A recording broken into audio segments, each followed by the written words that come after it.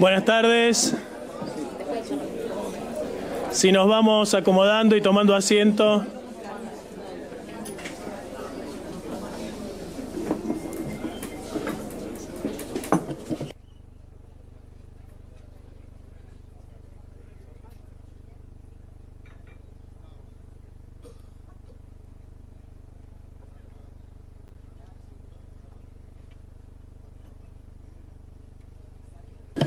Bien, vamos a dar comienzo a esta reunión informativa de la Comisión de Comunicaciones e Informática.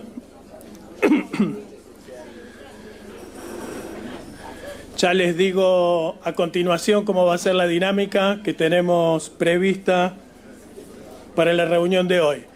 En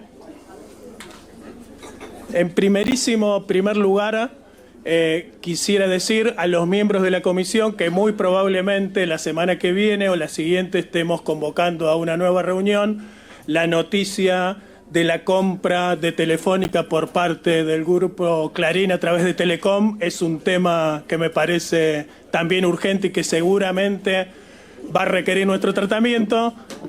Solo lo dejo avisado para los miembros que estén atentos. Sé que la semana que viene es una semana corta. La idea es que nos organicemos de la siguiente manera.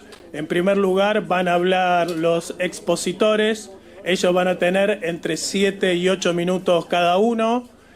Luego les vamos a dar la palabra a los diputados y diputadas que se anoten. Según la cantidad de anotados, quizá hagamos bloques de diputados para que se le puedan hacer preguntas a los especialistas y puedan responder. Todos y todas van a tener posibilidad de hablar, los que son miembros de la comisión y los que no también.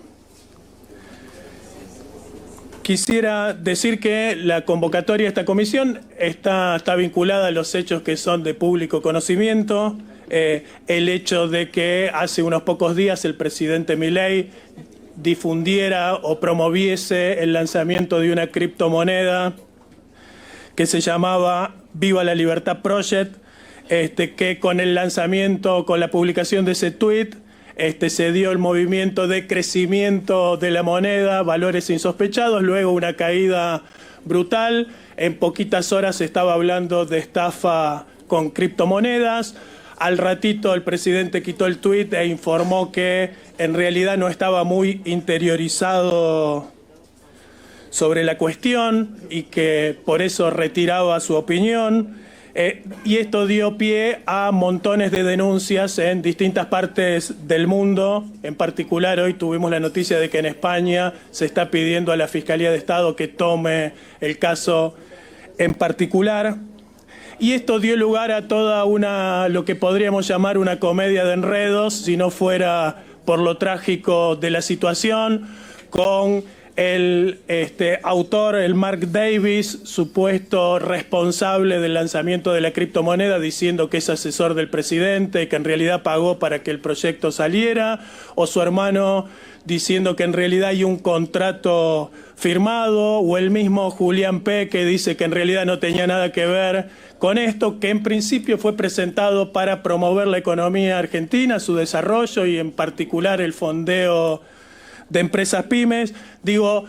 Sobre todas estas cuestiones no vamos a hablar en esta comisión. Yo quiero clarificar bien cuál es el encuadre que tenemos hoy. Esta es la Comisión de Comunicaciones e Informática y entonces lo que hemos hecho es invitar especialistas para que nos expliquen en qué consisten las criptomonedas, cómo es la tecnología blockchain, estas monedas digitales, en particular los criptomemes, en qué medida se puede generar una trazabilidad de estos movimientos digitales, si se puede conocer las identidades, en particular de los que se llama insiders, aquellos que contaban con información de antemano para participar de la criptoestafa, también del lugar de la publicidad y las redes sociales. Sabemos que esto no solo tiene este mecanismo de inflar la moneda y después retirar los valores, sino que requiere de un acto que le dé visibilidad y que le dé publicidad y que le dé confiabilidad a esa moneda y por lo tanto es como también se mueve todo el mundo de redes, en particular los youtubers, los especialistas. Este es un tema que está muy en lo que denominamos en términos genéricos mundo cripto, y que de lo cual muchos de los diputados y diputadas conocemos bastante poco, así que la intención de hoy es poder escuchar especialistas y poder hacer estas preguntas que tanto nos inquietan. Sé que hay proyectos presentados para pedido de juicio político, pedidos de informes, pedidos de interpelación a funcionarios. Ojalá todos esos proyectos prosperen, pero son temas que recién se van a empezar a tratar cuando comiencen las sesiones ordinarias. Nos parecía que por las incumbencias de esta comisión era pertinente invitar a especialistas para que nos hablaran del tema. Hemos pedido también que haya transcripción taquigráfica, de modo tal de que todo lo que digan los especialistas aquí sepan que vamos a incorporarlos a las causas que se están tramitando en la justicia. Lo que buscamos es hacer un aporte para poder develar y entender lo que está pasando, y que si vemos medios internacionales es un escándalo global, pero que pareciera que la Argentina no tiene la importancia que se merece. Dicho esto, voy a dar lugar directamente a las intervenciones de los especialistas invitados. Tengo un pedido de la palabra. ¿Es previo, diputado Ferraro?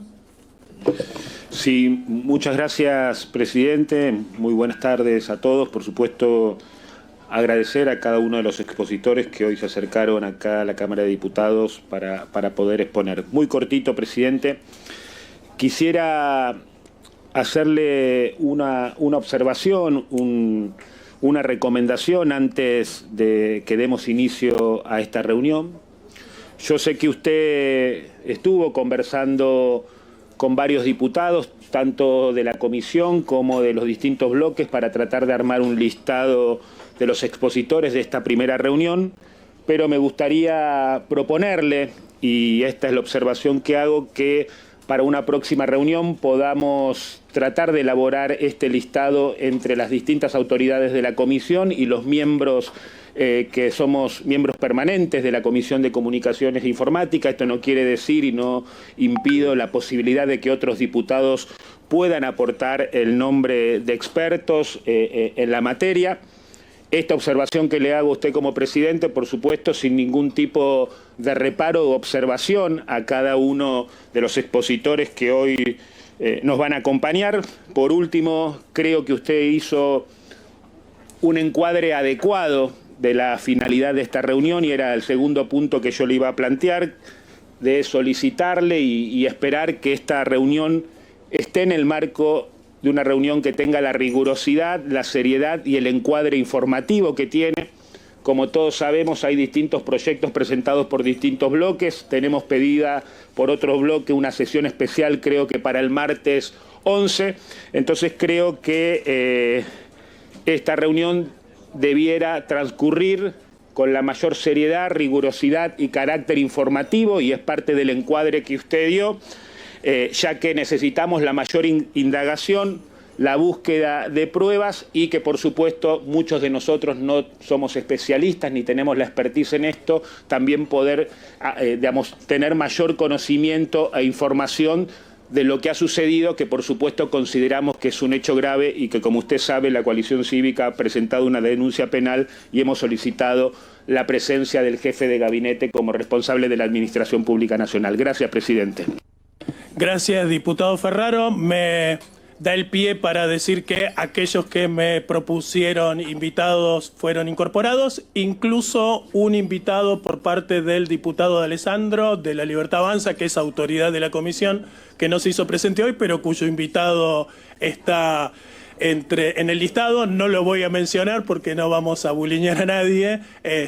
No corresponde. Todos los invitados que están fueron las propuestas que hay. Hay muchas otras propuestas para adelante. Si no se encamina a través de una comisión investigadora o la comisión de juicio político, por supuesto volveremos y le daremos continuidad.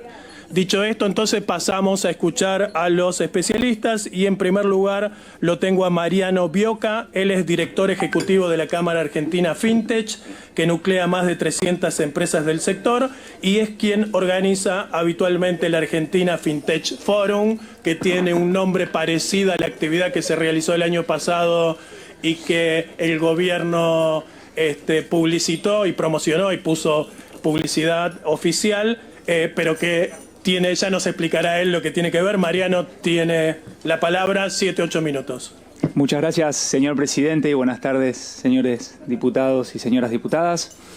Estoy aquí, soy director ejecutivo de la Cámara Argentina Fintech, estoy acompañado de Diego Díaz, responsable de la Agenda Cripto, y Natalia Díaz, responsable de Asuntos Públicos. En estos minutos de exposición venimos a brindar algunos datos para separar la paja del trigo.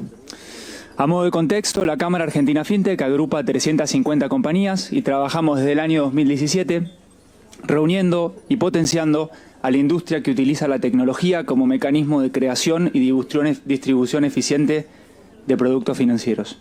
Una industria cuyo motor es la inclusión financiera y digital y que está generando una Argentina cada vez más tecnológica y competitiva.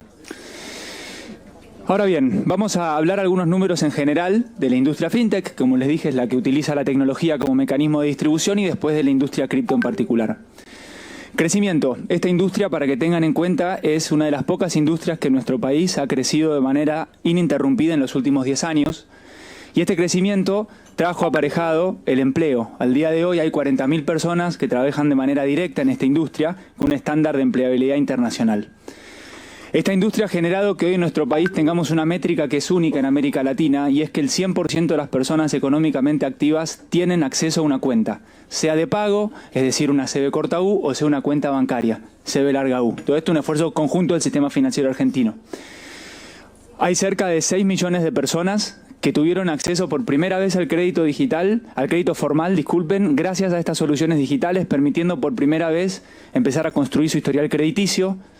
8 de cada 10 argentinos utilizan todos los días una billetera digital.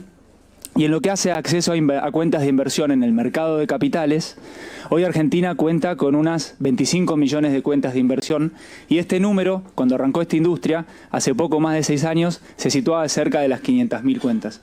Eso significa que en 5 o 6 años esta industria multiplicó por 50 la cantidad de cuentas de inversión en el mercado de capitales, con todo lo que ello implica en dinamizar nuestra economía. Todo esto, por supuesto, gracias a la tecnología. Ahora bien, vamos a hacer especial foco en la parte más nueva de esta industria y la que sin lugar a dudas mayor impacto positivo puede tener en nuestro país. Ya les hablé de pagos, les hablé de crédito y les hablé de inversiones. Ahora vamos a poner el foco en cripto. Argentina es el país número 1, y sí, escuchan bien, número 1 en volumen transaccionado y cantidad de usuarios en América Latina, superando a Brasil con 5 veces menos población. En otros términos, con el 7.3 de la población de América Latina, Argentina representa el 22% de todo el volumen que se mueve en estos activos a nivel Latinoamérica, que se sitúa en más o menos 15 puntos de nuestro PBI. Tenemos 2.5 millones de usuarios activos, que son usuarios, ¿a qué me refiero con activos? Son usuarios que todos los meses tienen alguna transacción, algún movimiento, alguna exposición a este tipo de activos. Y por último, 4 de cada 10 personas en América Latina que abren una billetera cripto la abren desde Argentina. Nuestro país, sin lugar a dudas y con estos números, es líder en esta industria. Y todo esto fue gracias a un entramado sofisticado de empresas, proyectos y personas con enorme trayectoria y reconocimiento mundial que construyen soluciones basadas en la tecnología blockchain desde Argentina y para el mundo. Como toda industria innovadora, el marco regulatorio también está en evolución. Les cuento que desde principios del año 2024 nuestro país cuenta con un marco normativo específico para aquellas empresas que le ofrecen a los usuarios la posibilidad de intercambiar pesos por activos virtuales o criptoactivos o criptomonedas. ¿Bien? Este tipo de empresas son los denominados proveedores de servicios de activos virtuales o crypto exchanges. Los organismos a cargo de estas regulaciones son la Comisión Nacional de Valores y la Unidad de Información Financiera, que básicamente, digamos, con diálogos público-privados que arrancaron a principios de 2023, es decir, en la gestión anterior, con otros interlocutores arrancó ese diálogo, se mantuvo con el cambio de gobierno y de manera muy constructiva sigue en una evolución constante. Esto lo que ha generado es un marco digamos, prudencial y que está en evolución, que asegura que las empresas sean robustas, que los usuarios estén protegidos y que tengamos todas las normas necesarias para prevenir el lavado de activos. Sumo a este punto también que la industria de los proveedores de servicios activos virtuales también son un factor muy importante de colaboración con la justicia a la hora de prevenir estafas y ciberdelincuencia, ¿no? En ese vínculo público-privado con la justicia hay un trabajo muy aceitado. Por último, les cuento que todo esto que les estoy mencionando en la última parte evitó que nuestro país caiga en la lista gris del Gafi, con todo lo que implica en términos de aislarnos del mundo. Ahora voy a pasar rápidamente la palabra a Diego, que nos va a contar cuál es el potencial de esta industria hacia el futuro de nuestro país.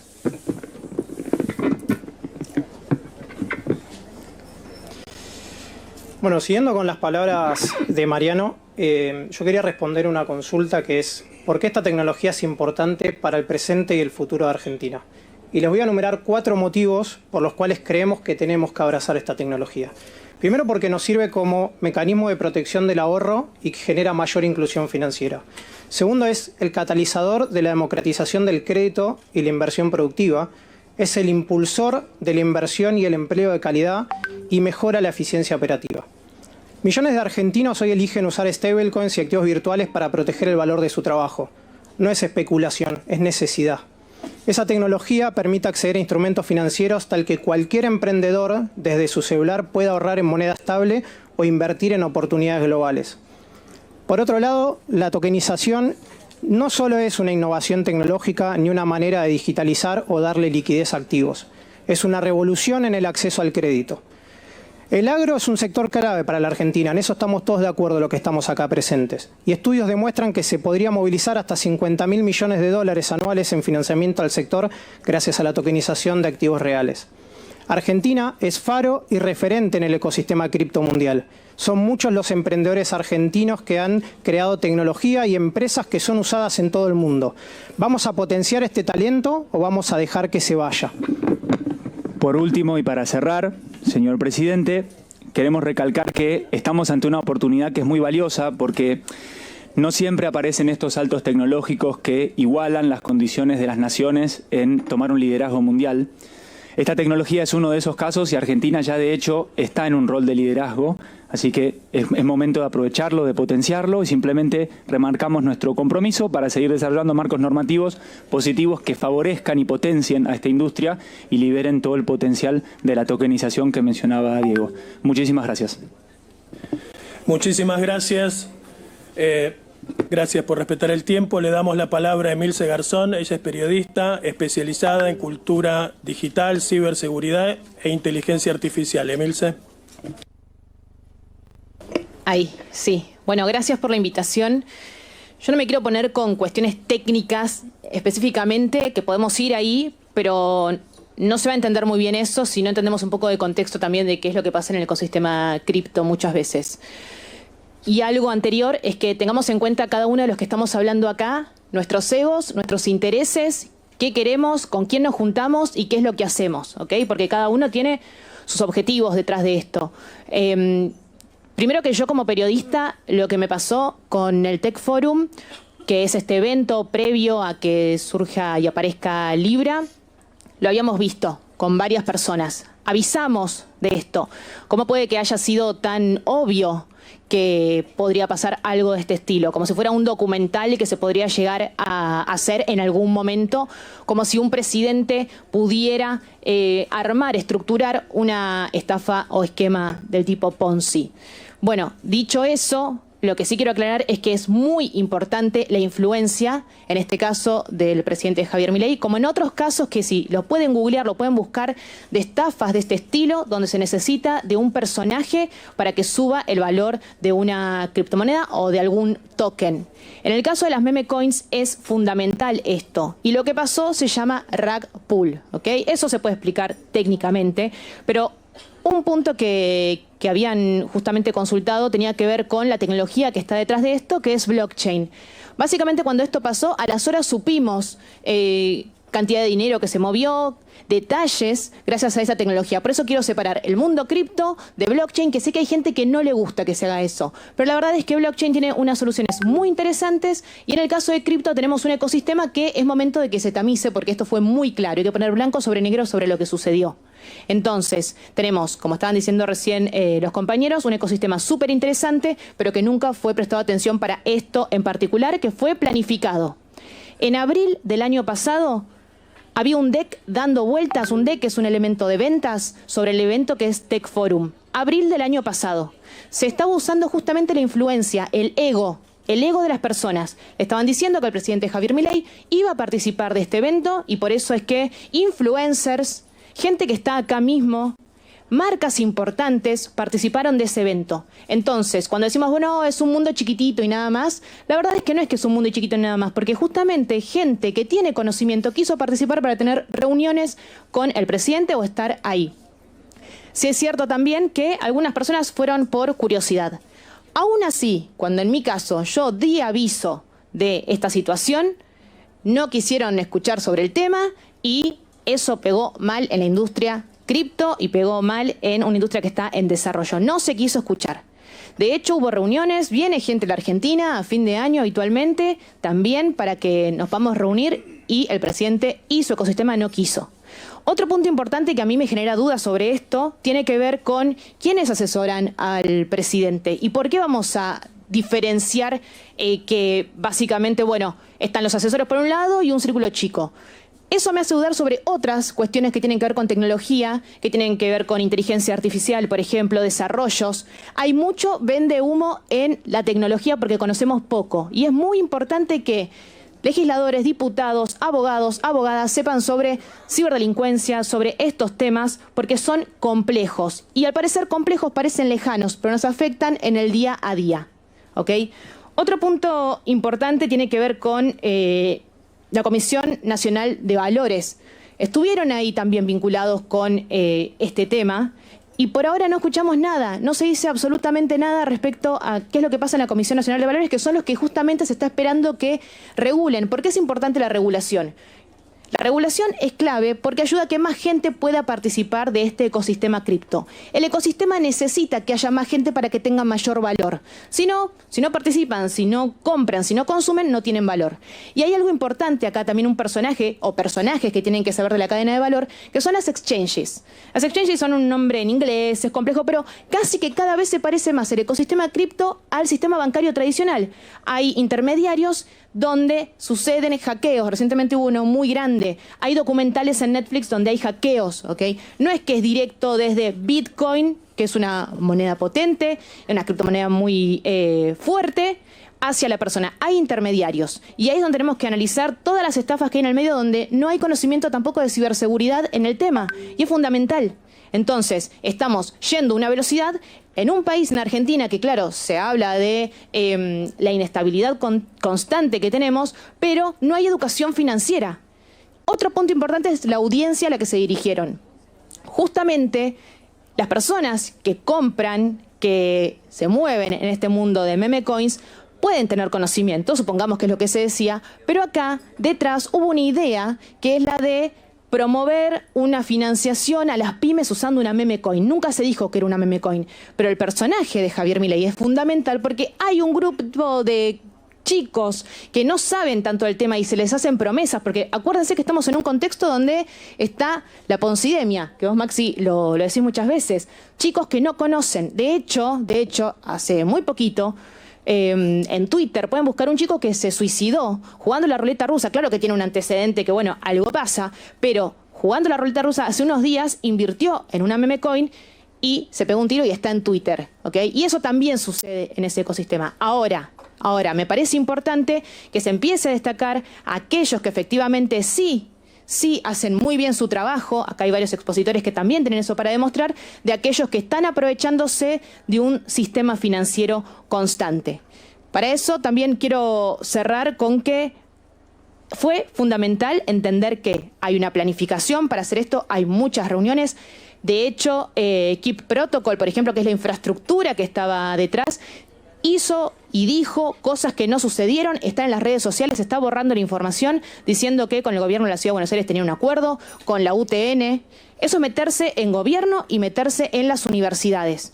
Fíjense el desconocimiento que hay, que no importa si efectivamente es de confianza o es para desconfiar. Y ahora sí, efectivamente cierro, que muchas personas que estaban en el Tech Forum saben de estos temas, conocen muy bien y justamente por su ego o lo que fuera, quisieron participar. Y así todas las personas que dijimos que no había que ir, a mí me invitaron y dije que no porque me daba muchísima sospecha, no fuimos escuchadas. Esto después efectivamente pasó y es una pena que Argentina esté ahora vista de esta manera, pero creo que de alguna forma va a tamizarse la situación. Gracias. Gracias, Emilce. Le damos la palabra a Maximiliano Friedman, es programador, docente, periodista especializado en ciencia y tecnología, inteligencia artificial, en particular sobre sistemas Ponzi. Maximiliano. Hola, ¿qué tal? Buenas tardes. Bueno, gracias. Yo no soy abogado, así que no vengo acá a acusar a nadie, ni a hablar de penas, ni nada por el estilo, ni de responsabilidades penales siquiera. Tampoco soy legislador, así que acá voy a ser un poco más informal de lo que están acostumbrados. No vine con un discurso armado, pero quiero, una de las partes en mi presentación hablaba de Ponzi. Bien, muchos me conocen acá, no como programador o como mi tarea como programador, sino como comunicador del tema de la Ponzidemia. Bien, como dijo Emilce hace un rato. Y me parece que los hechos que ocurrieron con Libra son claros, creo que nadie duda de ello. Prueba de eso es que en los primeros instantes en que salieron los tweets, básicamente todo el mundo creía que le habían hackeado la cuenta del presidente, incluyendo, digamos, la gente que estaba alrededor del presidente, lo que marca que todo el mundo entendió claramente que acá había un fraude financiero y que ese tweet como que no tendría que haber ocurrido, pero ahí estaba. Así que eso me parece claro. Hay un montón de personajes alrededor de esta historia que con el tiempo, con el paso de los días, vamos viendo cómo evolucionan. Bien, muchos de esos personajes yo los identifiqué como criptoladris. Bien, como para separar esto, un poco ya lo decían antes, blanco sobre negro, separar la paja del trigo. No eran gente, era gente del underground, del mundo de las cripto. El mundo de las criptomonedas tiene gente seria, tiene empresas serias. Hoy algunas de ellas, por ejemplo, en redes sociales se quejaban de que ninguna fue invitada acá. Se lo dejo acá para la presidencia para que lo tomen. Que ellos decían que a ellos nadie fue invitado de su grupo. Pero bueno, sacando eso, es importante separar esto. La blockchain es una tecnología como cualquier otra, ¿bien? Revolucionaria, tiene sus características propias. El tema es que sobre la blockchain, como sobre otras tecnologías, se montan actores malos, malvados, bien, criminales, que buscan su beneficio. Y en ese sentido quiero ir un poquito para atrás al hecho en concreto en particular, que por supuesto yo fui también uno de los primeros, como dice Emilce, en nombrar a Tech Forum, a este evento surgido de la nada, sobre una sociedad recién creada, que eso está perfecto, podrían hacer un evento, no hay un problema con el evento en sí, sino con la presencia del presidente. Eso fue lo que a mí me hizo ruido. ¿Por qué? Porque los personajes en cuestión estaban en esta categoría de ladris en el ambiente y había registros de cosas que terminaron en fraudes organizadas o promocionadas por esta gente. Entonces, bueno, como que no se esperaba nada bueno de ahí. Lamentablemente algunos teníamos razón y no lo decimos con ego, sino con bronca, bien, digamos que no nos escucharon lo suficiente. Pero sacando eso de lado, yo quiero volver para atrás, de a dónde estamos parados como sociedad hoy. Yo creo que hay dos puntos importantes que quiero focalizar. Uno es en una palabra que también dijo Emilce hace un rato, que es la venta de humo, bien, que es una forma sencilla de hablar de gente que aparece en escena, vendiendo cosas que no tienen nada atrás del lado técnico. Bien, y esto pasa mucho en el ámbito técnico y en el Estado en particular. Y los que me siguen a mí en redes sociales habrán visto, también lo dije lo mismo, hablé de muchísimos proyectos que para mí eran humo y lo fueron. En el gobierno anterior, en este gobierno, en el anterior del anterior, o sea, no es un tema partidario esto, a veces no es corrupción, es simplemente, es buena fe, pero es total desconocimiento. Como acá bien decía, muchos diputados, muchos senadores no entienden de cripto, no entienden mucho de tecnología. El presidente dijo que él no entiende mucho de esto, lo dijo en la entrevista. El ministro de Economía dijo en una entrevista que él no entiende nada, que se lo explicaron 800.000 veces. ¿El problema cuál es? La toma de decisiones en ese lugar. desde el lugar del desconocimiento. Entonces, ese es un problema. Y eso para mí se junta con otro tema, que es esto también, que la palabra que mencionó Emilce, que la puse yo en redes sociales, que es poncidemia, ¿bien? Y creo que es parte de lo mismo. Si bien parece que no, creo que es parte de lo mismo. Hay una epidemia de esquemas Ponzi, esquemas piramidales, estafas, criptos, fraudes financieros, de todo tipo. Las redes sociales son parte necesaria, no hablo del lado penal, hablo de la realidad, ¿bien? Son parte de eso porque todo comienza ahí. De hecho, todos nosotros debemos conocer, si no fuimos nosotros personalmente víctimas de una estafa. Bien, está ocurriendo esto cada vez más seguido. Yo vengo hablando de estas estafas de todo tipo. Los chicos que venden humo y cursos y Rolex y autos. No sé si recuerdan, supongo que sí, el caso de la China de San Pedro, conocido con ese nombre, que era todo, que 90.000 argentinos habían puesto dinero ahí pensando que era una inversión legítima en criptomonedas. Eso habla del desconocimiento de la gente en todo este tema y en creer que realmente alguien les daba un secreto mágico para ganar dinero que no existía y era un esquema Ponzi, ¿bien? Y si miramos eso y si miramos los personajes que están alrededor de este esquema, vemos que hay organizaciones internacionales que se dedican a este tipo de cosas, a estos fraudes financieros, que en este caso la particularidad es que llegaron a un presidente, ¿bien? Pero es lo mismo que pasó con la China de San Pedro. Alguien creyó, no sabemos quién todavía, no estoy con esto desligando responsabilidades, pero alguien creyó que esto era legítimo y no lo era. Entonces estamos bajo ataque de alguna manera. Hoy todos nosotros. Yo que vengo hablando de este tema, ayer me avisa una amiga que la madre la estafaron en el celular, le sacaron un crédito, un préstamo en el celular, también un tema con un verso financiero. Yo que hablo también todo esto en los medios, un familiar me llama desesperado hace poco que terminó poniendo 2 millones de pesos, no sé dónde, que mandaba, que le iban a dar, duplicar. Todos somos víctimas de algún tipo de estas estafas. Hay estafas preparadas para cada uno de nosotros. Y esta fue preparada para cierto público también. No es el mismo público de la China de San Pedro, pero fue preparada también. Así que yo quiero centralizar en estos dos temas. Estamos de alguna manera como sociedad, es más para un sociólogo esto, entender qué pasa. Más allá de este caso concreto, me parece que está enmarcado esto en esto de los estados comprando humo por desconocimiento y por no generar los espacios para que las personas que saben, que algunos estarán acá en la mesa, otros no fueron invitados tampoco, estén ahí diciendo no. Esto no es lo que parece. Y el otro tema de que tenemos ya organizaciones internacionales, criminales, en el caso de San Pedro, que no es la única, hay miles en Argentina vendiendo lo mismo. Son sistemas pensados, muchos del sudeste asiático, que vienen con un ataque. Bien, como es muy fácil a través de redes sociales, a través de Telegram, a través de WhatsApp, inventar cosas, y tenemos que pensar que ahora viene la inteligencia artificial, que ya está con nosotros, pero viene en esto también. Con lo cual el ataque va a ser todavía peor. Así que yo no vengo acá con una solución, ni con una propuesta de regulación, ni nada, solo plantear el problema para que todos estemos conscientes que estamos en esta situación. Así que con eso finalizo, creo que más o menos a tiempo. Le dejo un minuto a los siguientes expositores y de paso me excuso porque yo en 20 minutos tengo que salir. Así que si desaparezco no es en contra de nadie que está hablando, ¿bien? Así que bueno, muchas gracias. Muchas gracias. No sé si hay algún diputado o diputada presente que tenga alguna pregunta específica para el expositor reciente, así lo aprovechamos antes de que se vaya. Me pide la palabra Germán Martínez, Julia Estrada, Ramiro, Gutiérrez, en ese orden. Gracias, presidente. Bueno, felicitaciones por la reunión, presidente. Muy bueno, al menos este arranque, muy cortito. De paso adelanto para los otros expositores, a Mariano Bioca, que puso mucho énfasis en el rol de liderazgo y las posibilidades de expansión de la industria cripto, preguntarle si en qué dimensión cree que se haya visto perjudicada la industria cripto con la estafa a la cual estamos haciendo referencia, ¿no? Y que tuvo como protagonista al presidente, ¿no? Después, para Emilce Garzón,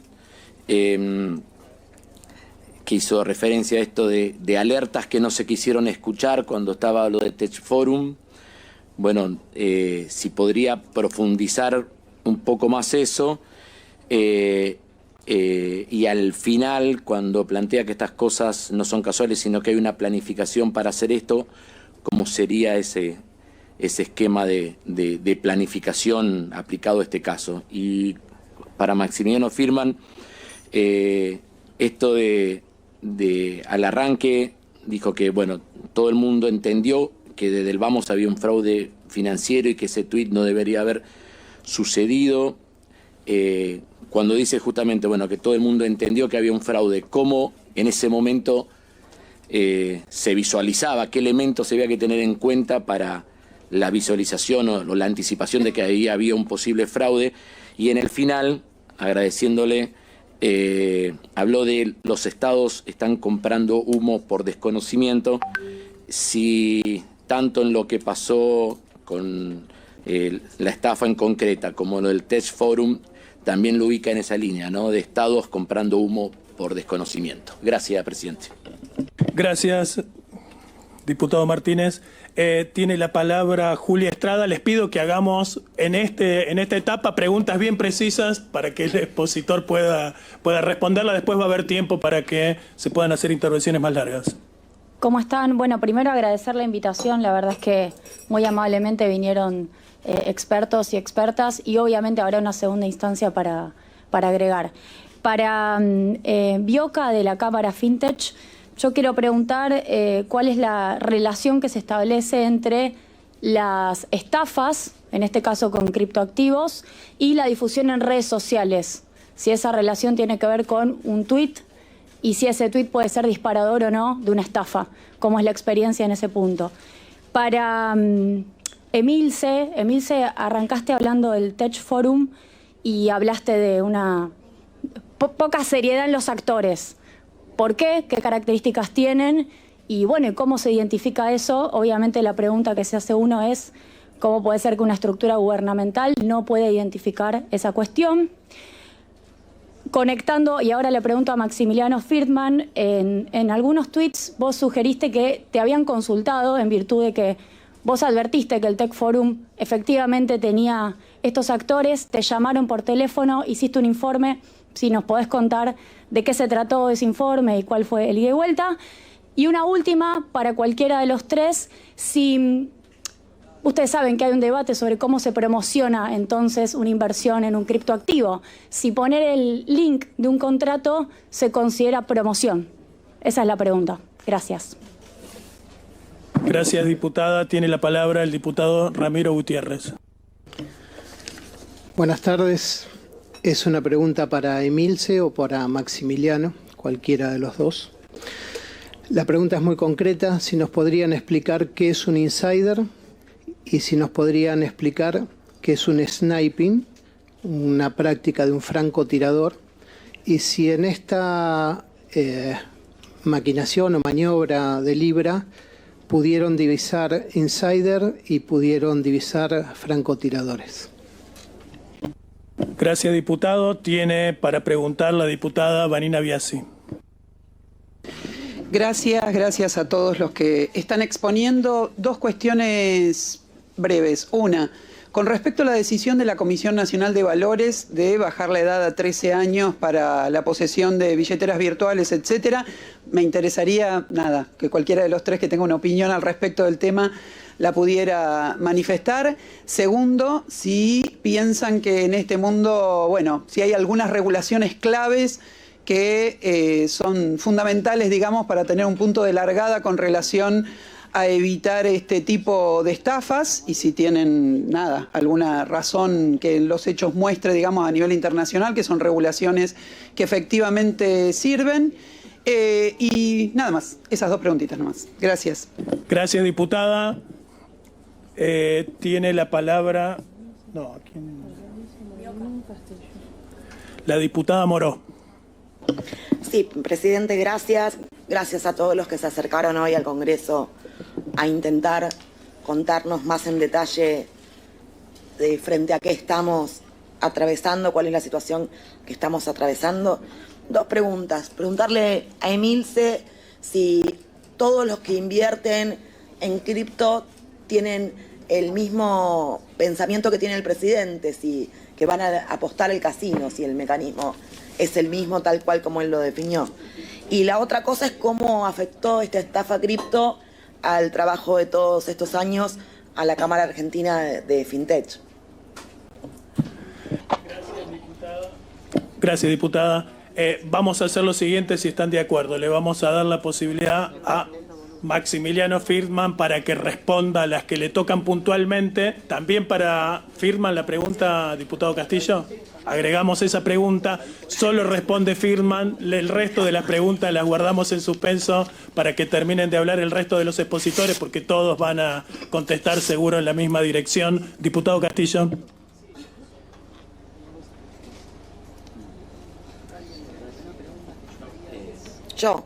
Perdón.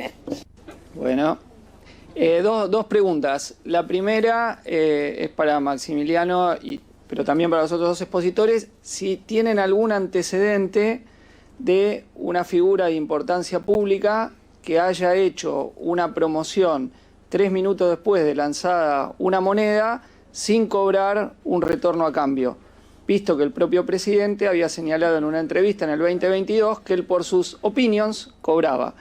Entonces, ¿hay algún antecedente que alguien le hace el favor de hacer un negociado bárbaro a los que largan el negocio y no cobran?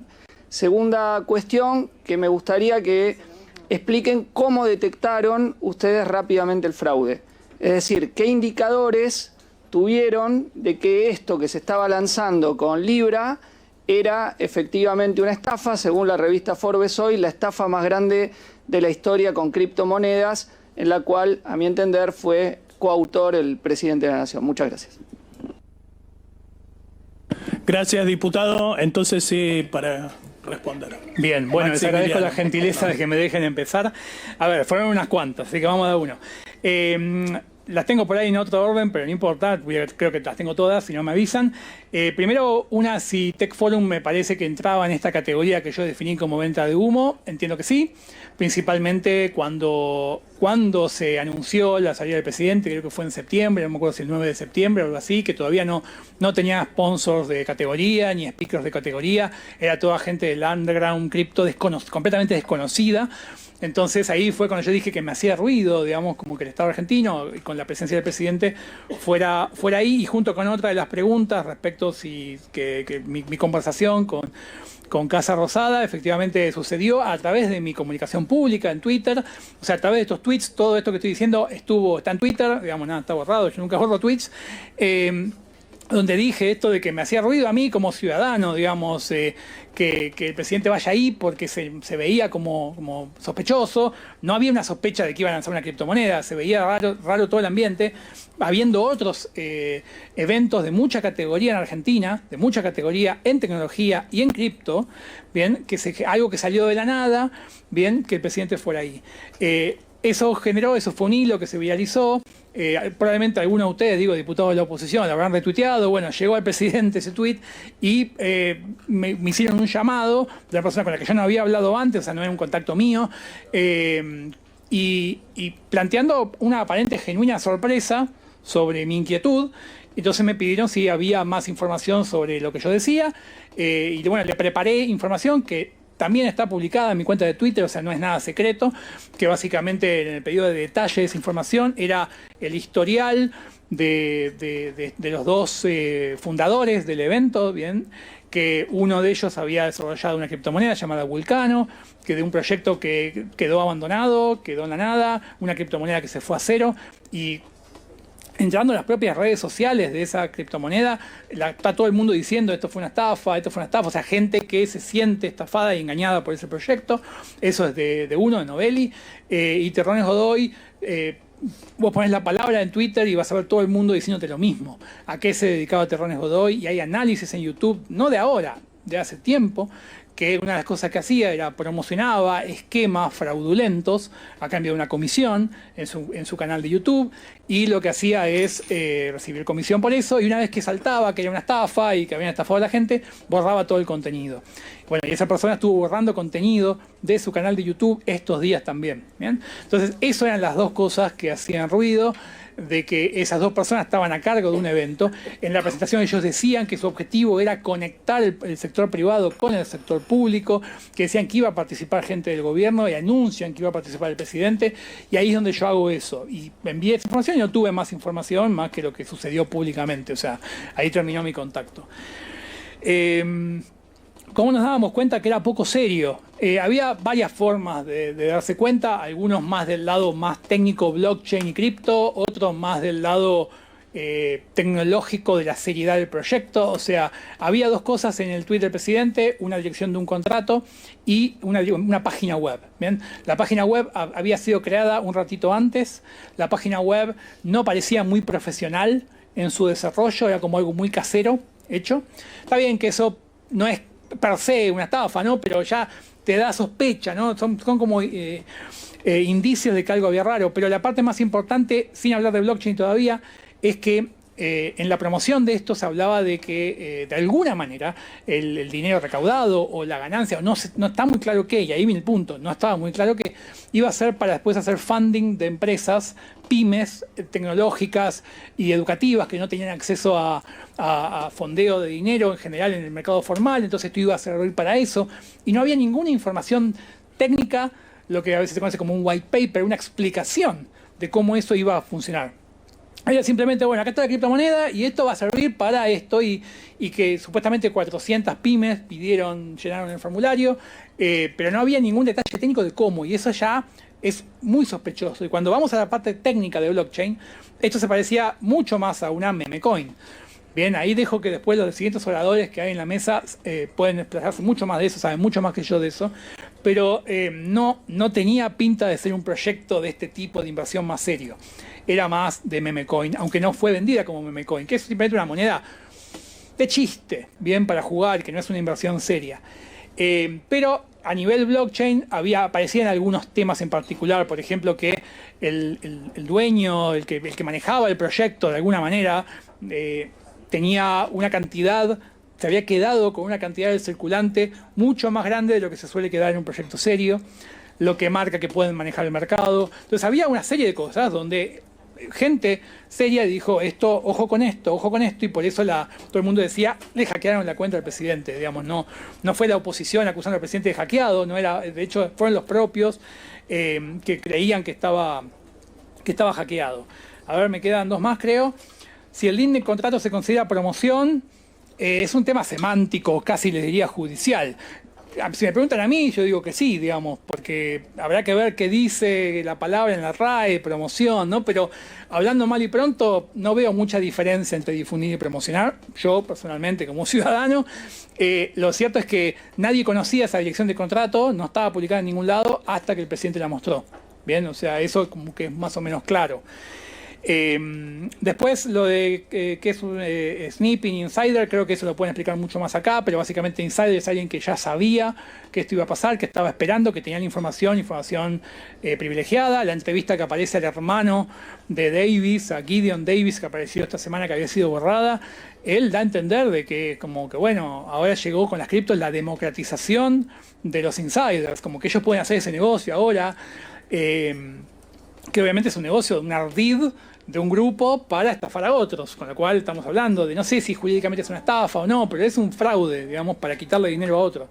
Y el sniping es alguien que está a la espera del segundo exacto, que puede ser una persona o puede ser un bot, bien, un programa, esperando el momento exacto en que sale la criptomoneda para comprar lo más barato posible. Entonces es como alguien que está muy preciso en el segundo instante. Respecto a si hay algún antecedente de promoción, de un presidente de una criptomoneda, en realidad unos días antes, tenemos el caso de, en realidad Trump no era presidente, así que no contaría, fue unos días antes justo, pero tenemos el caso de la República Centroafricana, pero que unos días antes también salió, pero ahí se promocionó como una meme coin. No sabemos si cobró o no cobró, la verdad que no sé el caso de la República Centroafricana cómo pasó. Y sobre otro presidente que haya hecho esto, yo no tengo registro, pero tampoco puedo, digamos, confirmarlo completamente. Y creo que contesté todas las que tenía por acá. Muchísimas gracias, Maximiliano, la verdad que sí, gracias por tu tiempo. Le vamos a dar también la oportunidad a Emilce para que responda, porque ambos están en la misma situación, que tienen que retirarse pronto. Sé que hay otros que tienen preguntas para estos expositores. Ojalá que el resto de los expositores puedan responder. Después continuamos con el resto. Emilce. Sí, somos docentes. Yo tengo que dar clases en la Universidad de Salamanca, así que rápidamente las que no contestó Maxi. Respecto a si todo el mundo que está en el ámbito cripto cree que es apostar, sí o no, que me pareció interesante porque es una cuestión social. Las estrategias de venta muchas veces se hacen para que de alguna forma vos puedas recibir, por ejemplo, dinero del exterior, o porque es una oportunidad frente a lo que no se puede hacer en Argentina con algunas limitaciones o que le sale mucho más caro con un banco tradicional. Entonces ese es un camino, así que no es que están pensando en una timba financiera. Hay muchos proyectos muy interesantes que no tienen que ver con que sea un casino, con la inserción de mujeres, por ejemplo, o en lugares de guerra, donde es el único camino que queda, pero no son meme coins. Son bitcoins, son otras criptomonedas mucho más sólidas, que así todo el bitcoin hoy, o sea, vemos que viene cayendo en su valor, o sea que hay volatilidad en esto.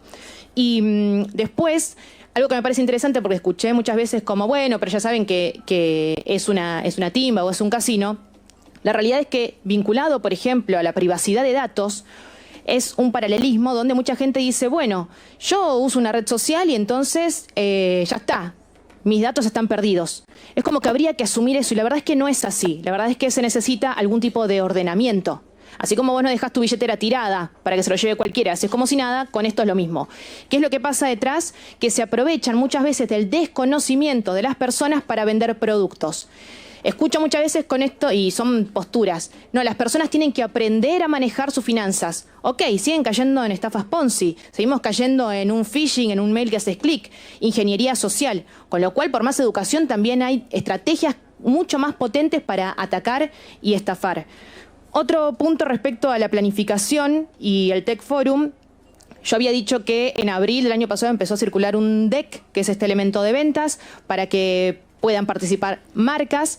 Lo que sí llamó la atención, que era lo que decía Maxi, era quienes estaban detrás, que eran Novelli y Terrones Godoy, que Terrones Godoy además es un youtuber que está vinculado con mucho más del mundo cripto. O sea, si queremos seguir ahondando van a aparecer personajes que hoy no están hablando, que no dicen absolutamente nada y que saben muy bien quiénes eran. Pero bueno, es parte del juego que juegan. Y lo que sí a mí particularmente me pasó es que cuando Maxi da ese aviso, justo unos días antes me había enterado de una influencer a la que me crucé en un lugar y me dijo, ¿sabes qué está el Tech Forum? Y yo dije, eso me suena, me escribieron, pero si tuvimos la Tech Week acá en Buenos Aires, donde estaban todos los eventos más importantes de tecnología, ¿por qué este nunca apareció? Y ahí empecé a averiguar un poco más y me encuentro con esto, que era todo muy fantasma y que puntualmente elegían a ciertas personas para que vayan. En el momento en el que a mí me pidieron, por ejemplo, que haga una nota para alguno de los medios que trabajo, lo que les dije fue, hablen con el equipo comercial y si quieren que yo vaya ahí, me dan libertad editorial. Yo no voy a estar preguntando lo que ustedes quieren que yo pregunte. Entonces, ahí ya me pareció un poco extraño también y después Ale Berkovich hizo todo un día a día de cómo empezó esta planificación con las fechas exactas. Y bueno, quiero sumar el caso, no es un presidente, pero sí alguien de mucha influencia, Doge, otra meme coin en Estados Unidos, que Elon Musk solamente con tuitear hizo que se multiplique el valor de una meme coin. Y así funcionan varias, con lo cual me parece que hay que empezar a educar, enseñar, pero también hacerse responsables de lo que cada uno dice. Y algo sobre el contrato o el link, digamos, para poder acceder a esta meme coin Libra. En marketing, yo soy licenciada en marketing, conozco las estrategias de venta y se llama call to action. Es así, es el llamado a la acción. Haces esto para esto y está en todas partes. Y ustedes consumen productos por influencia y ustedes consumen productos porque es conveniente, no eligen una marca u otra porque sí. Hay una cuestión emocional, así que toda la parte racional se pierde y si tenés a alguien con mucha influencia, con una audiencia disponible, claro que hay muchas chances de que haga clic y que caiga en eso. No sé si me quedó alguna, traté de responder las que estaban en el aire. Clarísimo los dos, muchísimas gracias Maximiliano y Emil, se quedan libres, le damos la palabra para que continúe. Libra. Quedamos libres. Guido Satloucal. Sí, lo que pasa, diputada Frade.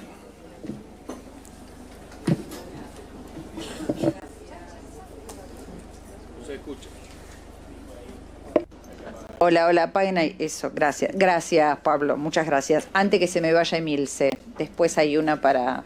Pero, Emilce, vos dijiste que el Tech Forum, les agradezco a todos, por supuesto, desde ya que estén, el Tech Forum era muy fantasma, que vos lo advertiste y que vos lo avisaste. ¿A quién le avisaste? Y la segunda pregunta es, si ustedes, vos o Mariano, ¿quiénes son los expertos en cripto que ustedes identifican en este momento en el gobierno? ¿Con quiénes hablé? Principalmente hablé con influencers que estaban participando ahí, gente cercana a mí que yo tengo confianza y estima, y les digo, che, ojo que pasa esto. Y se quedaron dudando. Y también, después de realizado el evento, se los comenté, y a mí lo que más me llamó la atención de todo fue, bueno, pero estaba el presidente, yo tenía que estar.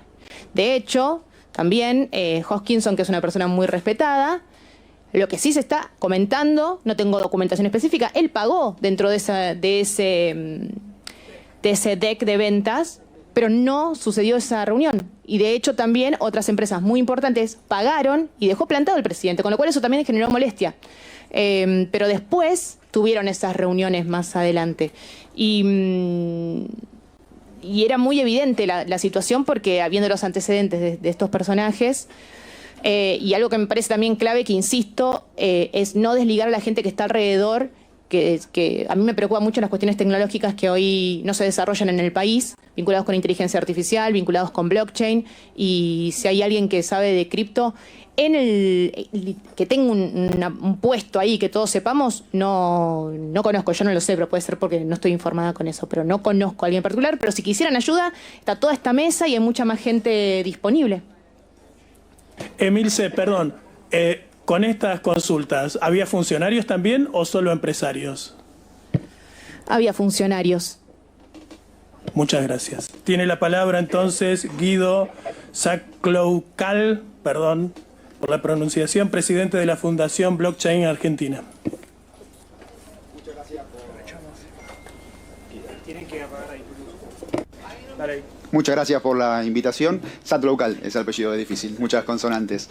Me gustaría empezar del principio hablando un poco qué es blockchain y cómo funciona. Sé que tengo poco tiempo, pero tengo la habilidad para poder hablar rápido, así que la voy a usar para este momento. Cuando hablamos de blockchain, blockchain es un sistema de registro de información que es descentralizado, es trazable y es transparente. Entonces todo lo que pasa en blockchain queda registrado y no hay manera de modificarlo. La analogía más simple de poder usarlo sería como si fuera el libro de un escribano, ¿no? Donde hoja tras hoja se va continuando registrando esa información y no hay manera de modificarlo porque ese mismo libro se está copiando por cientos de miles de veces al mismo tiempo. Entonces, si alguien quiere modificar una información que está en ese libro, cambiar una hoja, por más que sea una hoja que pasó hace 4 años, saltarían todas las alarmas de la demás blockchain, de los demás nodos de la blockchain que bloquearían esa acción y se podría ver que la información que está ahí no es cierta. Entonces, no hay manera básicamente de modificar los datos que hay en blockchain y eso también nos permite una trazabilidad de todos los movimientos que se van registrando y por eso se pueden ver exactamente qué es lo que pasó con este caso del token Libra.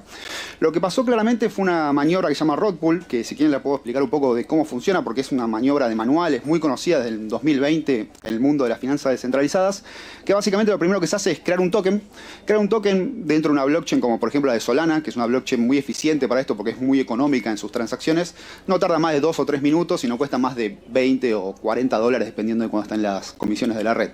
Se crea el token, un token es como si fuera una ficha, básicamente, como si fuera una ficha coleccionable, no tiene un valor de por sí, ese valor se lo va a dar al mercado y se lo va a dar la gente que lo quiera tener ese token.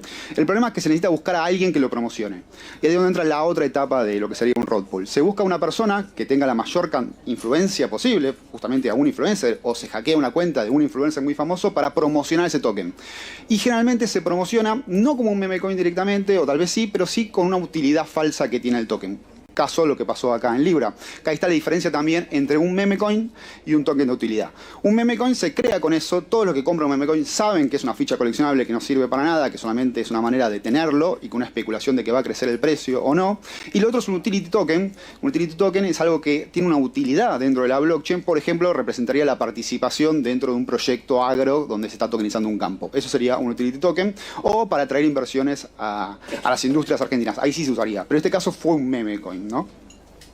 Una vez que se tiene el contrato creado, que sería la emisión de estos tokens, en este caso se emitieron 1.000 millones de Libra, Lo que hacen los creadores del token es quedarse con la mayoría del supply. En este momento tenían casi el 85% de todo el supply disponible, lo tenían solamente 10 wallets, y eso lo podemos ver, ¿no? Porque el token podemos ver cuándo se crea, cómo se va distribuyendo, todo eso queda dentro de la trazabilidad de lo que nos da blockchain. Se promociona y empiezan a haber compras en el minuto casi en cero desde que se va creando, se empiezan a ver esas transacciones y se enlista en lo que serían estos exchanges centralizados que funcionan dentro de lo que sería Solana. Cualquier persona puede enlistarlo, no hay que pedir una autorización para hacerlo, se enlistan y empiezan a ver esas compras. Esas compras que generalmente es cuando se habla de insiders, son esas primeras personas que sabían desde el segundo 1 que esto iba a pasar, entonces empiezan a hacer esas compras y compran a 0.001, 0.01, a 1, a 0.1 y así se empieza a subir el precio con esa presión de compras que empieza a haber dentro de estos exchanges descentralizados, hasta que se alcanza un precio que los creadores del token consideran que es lo suficientemente alto o ven que ya no hay tanta gente que está entrando. Cuando empezó a ver todo esto de los rug pull, generalmente estas maniobras tardaban un par de días en desarrollarse porque era difícil generar ese mercado hasta llegar a un precio atractivo. En este caso fue solamente en una hora. Hubo más de 45.000 transacciones, 45.000 wallets que interactuaron en esa hora con este token. Y cuando se da eso, empiezan a haber ventas masivas. Esas ventas masivas son por los propios creadores o tokens que empiezan a ver esta distribución ahí adentro. Y obviamente esa gran cantidad de tokens que se empiezan a inyectar de forma sorpresiva en los mercados descentralizados generan esa baja. Además de que los creadores del token, que son los que aportaron la liquidez a esos tokens, es decir, ponen sus tokens a disposición para que alguien los venda, empiezan a retirar las ganancias de eso. Empiezan a retirar la ganancia, en este caso se daba en Sol, que era la criptomoneda nativa de la red Solana. Por eso es que es una maniobra básicamente clásica de lo que sería el mundo de las estafas o de las maniobras fraudulentas dentro de lo que es blockchain. Es algo muy conocido que ya se sabía. El problema es que acá se vende no este meme coin como un meme coin de por sí, sino que se vende como un utility token, ¿no? Como algo que va a tener una utilidad, que va a servir para algo cuando realmente no lo hacía. Ahora, como les dije, todo esto queda trazado en blockchain, todo esto se puede ver, incluso podemos ver que una de las wallets que recibe 5 millones de token Libra del minuto 1 cuando se crea, es la que aporta liquidez principalmente a estos exchanges. Esa wallet está tagueada dentro de lo que sería la blockchain de Solana, si buscan en el scan de Solana, como la wallet número 2 del equipo. Y esa wallet tiene la particularidad que es la wallet que termina en YH, si la buscan, igual esta información se la podemos dar más abiertamente. Esa wallet recibe en particular, o sea, rompe el anonimato que tiene blockchain, porque blockchain de por sí es una tecnología que es trazable, es transparente, pero no sabemos la identidad de las personas. Es como si supiéramos el CBU y cuánta plata tiene ese CBU, pero no sabemos quién es el dueño de ese CBU. La única manera de romper ese anonimato es cuando se interactúa con un exchange centralizado. En este caso, esta wallet en particular recibe, apenas se crea, un sol de un exchange que se llama Kraken, que es un exchange que está bajo jurisdicción estadounidense y obviamente pide lo que sería la verificación de identidad del usuario. Así que buscando de ese lado se puede sacar el ovillo para llegar hacia los creadores particularmente de esta maniobra. Esto es algo muy común, como les decía, dentro de lo que es el mundo cripto en particular. Seguramente va a seguir existiendo, pero desde la Fundación Blockchain, que nosotros principalmente creemos que lo importante es la tecnología que está atrás, ¿no? Cómo se puede usar blockchain, no para las cripto en particular, que si bien obviamente es el uso masivo que le da a la población, blockchain tiene muchísimas otras particularidades de uso en la industria, en la logística, en la industria farmacéutica, usos en gobiernos e identidad descentralizada y todo lo que es información sensible, lo podemos trazar en blockchain, lo podemos dejar registrado en blockchain y es un potencial que tiene. Pero necesitamos también una regulación que permita que los usuarios que van a interactuar con blockchain estén protegidos. No podemos pensar que porque estar en blockchain, por estar en un exchange descentralizado, no hay culpables de absolutamente nada. Necesitamos en Argentina que se cree una ley Libra, una ley que evite todas estas maniobras fraudulentas de manipulación de mercado, que si bien entran dentro del general de la ley, la dinámica que tiene este mercado requiere de una legislación específica, donde no se permite hacer rug pull, donde no se permite hacer el pompeo de tokens, donde otras maniobras un poco más técnicas tampoco se permitan y que los usuarios argentinos, tanto inversores para otros grandes proyectos, sepan que acá en Argentina hay una legislación que los protege para eso. Eso es algo que necesitamos. Y otra ley que impulsamos desde la Fundación Blockchain es una ley más general de promoción de la tecnología blockchain para que justamente estas aplicaciones para el agro, para la logística, para las empresas argentinas puedan aportar valor promoviendo más proyectos, que hay muchísimos, por supuesto, exitosísimos proyectos argentinos que son casos de éxito en el mundo y que exportan esta tecnología hacia el mundo, tengan del lado del Estado argentino una promoción para que puedan seguir creciendo y aportando mucho más. Así que bueno, muchas gracias por esto. Muchísimas gracias, Guido. Quedamos a la espera de que nos mandes toda la documentación que mencionaste, incluso esos proyectos, para que los estudiemos. Tiene la palabra entonces Santiago Siri, es presidente de Democracy Foundation. Es promotor del uso de herramientas electrónicas, cripto, inteligencia artificial en Argentina y en España. Santiago. Gracias, presidente, y gracias a todos los diputados y diputadas que se presentaron hoy para tratar de esclarecer esto. Quiero aclarar que vengo en calidad de ciudadano argentino, con ganas de aportar información, de aportar claridad, y sin intenciones de hacer ningún tipo de política. Eso se lo dejaré a los especialistas, que son los diputados que están aquí en la sala. Primero quiero presentarme un poco, dar un poco de contexto de quién soy y por qué hablo de estos temas. Hay algo que decimos en cripto mucho, que es, en inglés se dice trust, don't verify. Verify, don't trust. Verifiquen, no confíen. Verifiquen, no confíen. Eso es una de las cosas más virtuosas que tiene esta tecnología. Permite la verificabilidad criptográfica, matemática de los acontecimientos, de los hechos. Yo hablo de cripto y hablo de Bitcoin desde el año 2011. Pueden verificarlo justamente buscando tweets míos en el 2011, 2012, donde genuinamente y desde un lugar de entusiasta tecnológico rescato la virtud de Bitcoin, que quiero explicar hoy que Bitcoin no es que hay Bitcoins, como escuché algún diputado decir por ahí. Está Bitcoin, que es una criptomoneda histórica que cotiza desde el año 2009, y después hay otras criptomonedas similares a Bitcoin con diferentes funcionalidades y diferentes atributos. Bitcoin particularmente sí creo que representa una oportunidad importante para nuestro país, y voy a detallar más adelante por qué eso. Fui fundador del Partido de la Red. Desde el Partido de la Red hablamos mucho de blockchain en el año 2012, 2013. Llegamos a sacar el 1% de los votos en 2013. Le ganamos a los liberales libertarios en aquel entonces. Así que, pero bueno, eran otras épocas. Fui parte de Y Combinator, que es uno de los fondos de inversión más prestigiosos a nivel mundial. A través de Y Combinator estuve como socio a Sam Altman, que es el presidente de OpenAI, la inteligencia artificial que seguramente espero que muchos de ustedes incorporen a sus hábitos legislativos. Fui creador del primer sistema de ingreso básico universal que se hizo usando tecnología blockchain en Argentina, junto con el protocolo Proof of Humanity para poder verificar humanos de forma descentralizada. Fue una experiencia increíble de democracia digital y de entender cómo podemos efectivamente usar esta tecnología para erradicar la pobreza, cómo hacemos que esta tecnología llegue a la última milla de quienes más lo necesitan. Gracias a ese proyecto vino Vitalik Buterin a la Argentina, el creador de Ethereum. En ese primer viaje me encargué de que Vitalik tuviera la mejor percepción posible de mi país y se juntara con actores políticos de todos los colores, no solamente de un color. Hemos estado recorriendo, por ejemplo, el barrio Mujica con Vitalik, donde vimos cómo chicos de 15 años o 16 años venían con las preguntas escritas para preguntarle a Vitalik, con preguntas sobre Proof of Stake o sobre protocolos de consenso, preguntas avanzadas. Nos encontramos con chicos, por ejemplo, en Fuerte Apache, que tienen conocimientos avanzados de esta tecnología. Y algo que quiero subrayar es que la brecha digital no es una brecha socioeconómica.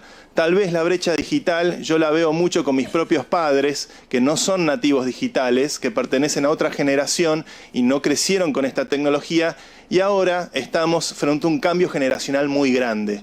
No hay para mí una generación Z, una generación alfa, beta, gamma. Está la generación offline, donde creo que muchos de nosotros crecimos en un mundo pre-internet. Yo tengo 42 años. Y hay una generación online, nativa digital, que desde la cuna hasta su vida adulta tiene acceso a esta tecnología y tiene acceso a este tipo de herramientas y la entiende de una forma mucho más nativa de la que podemos entenderla nosotros.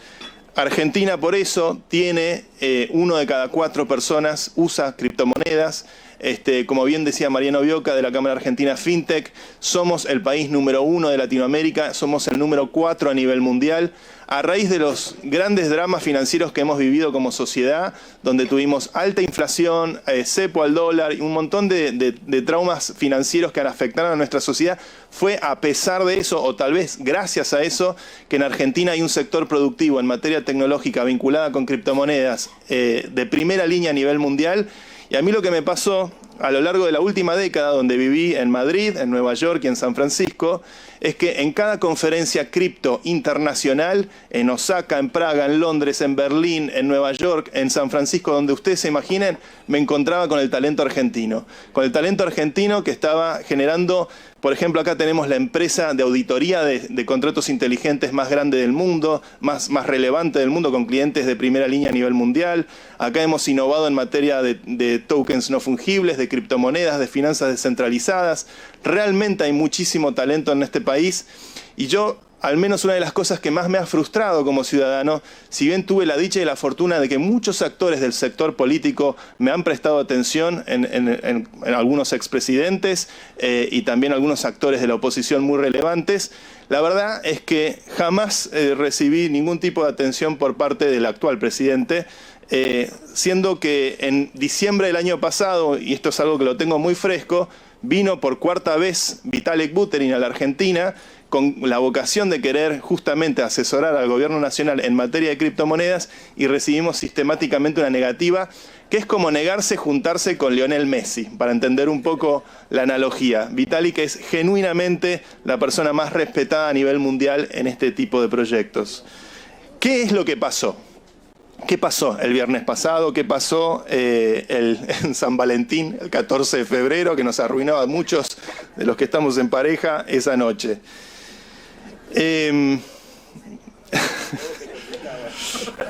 ¿Estará el presidente en pareja? Me pregunto yo. Lo primero que debemos mirar es el aspecto de solicitación pública. Acá, en materia de solicitación pública, la legislación norteamericana, que es donde también hay un problema legal vinculado con esto, es muy clara. Yo esto lo aprendí mucho viviendo en los Estados Unidos. Desde la crisis del 29 en adelante, cualquier tipo de solicitación pública para invertir en un activo financiero tiene que ser reportado a la Comisión de Valores de los Estados Unidos, que es la famosa SEC, la Security Exchange Commission. Uno tiene que reportar, si va a pedir públicamente que se acceda a un instrumento de inversión, tiene que reportar a la SEC quiénes son los socios, cómo están repartidas las acciones o el activo que se esté promoviendo, y en qué momento, en qué fecha, en qué hora y lugar se va a hacer esa salida pública a hacer una solicitación para invertir en un activo.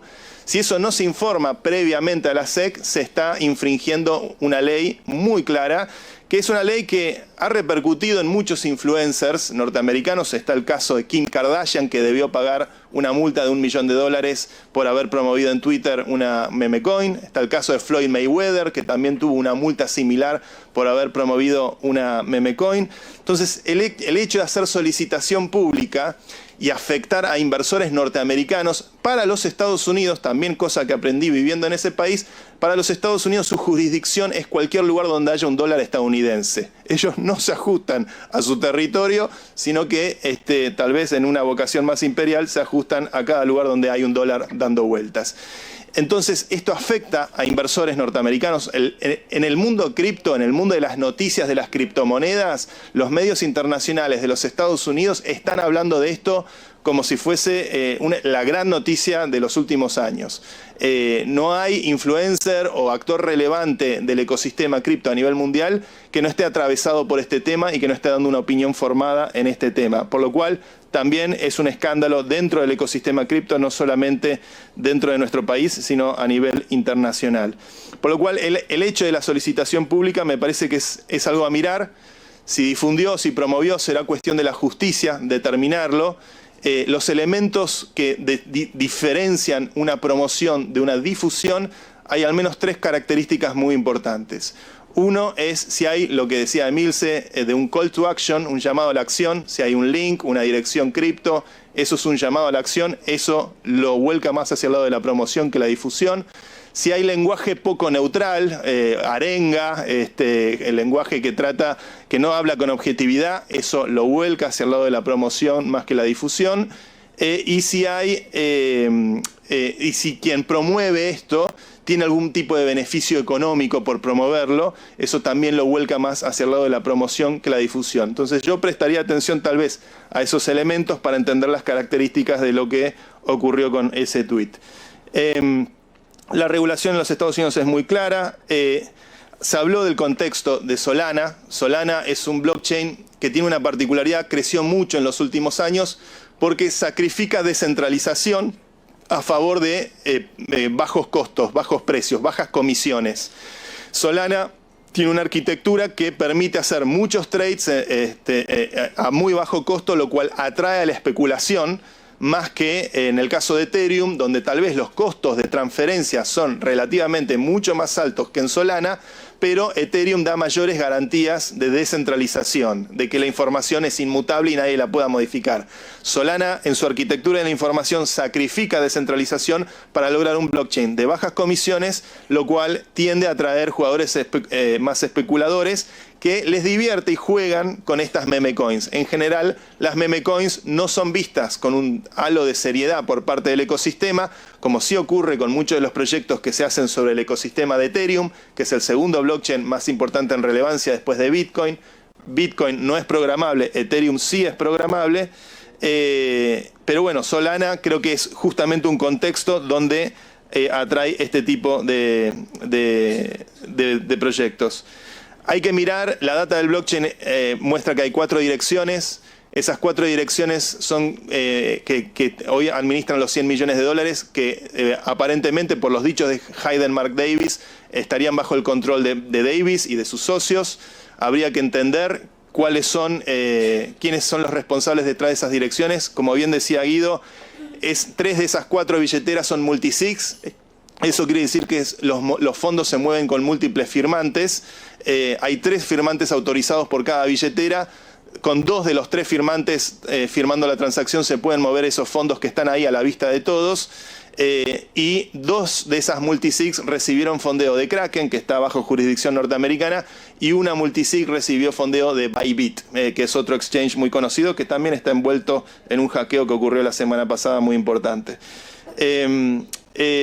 Por último, creo que todos los que estamos en el ecosistema cripto, yo al menos el 30 de enero, cuando vi a Hayden Mark Davis y lo googleé, no encontré nada de información de él online. Eso me pareció llamativo y en su momento traté de hacer una advertencia pública a través de las redes sociales.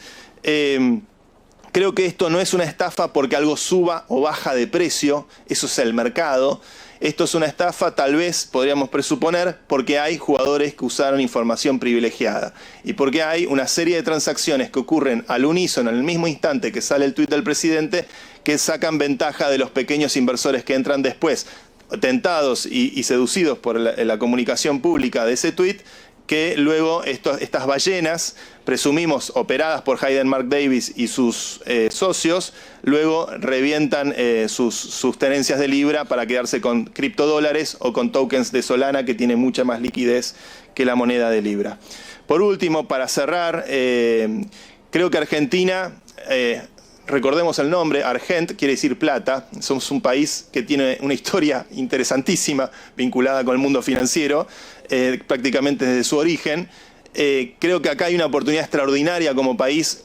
La gente del sector cripto, o al menos mucha gente con la que yo converso y lo que trato de representar como mensaje, siempre recomendamos, por ejemplo, que Argentina adopte el Bitcoin. El Bitcoin es oro digital, está hace 15 años operando.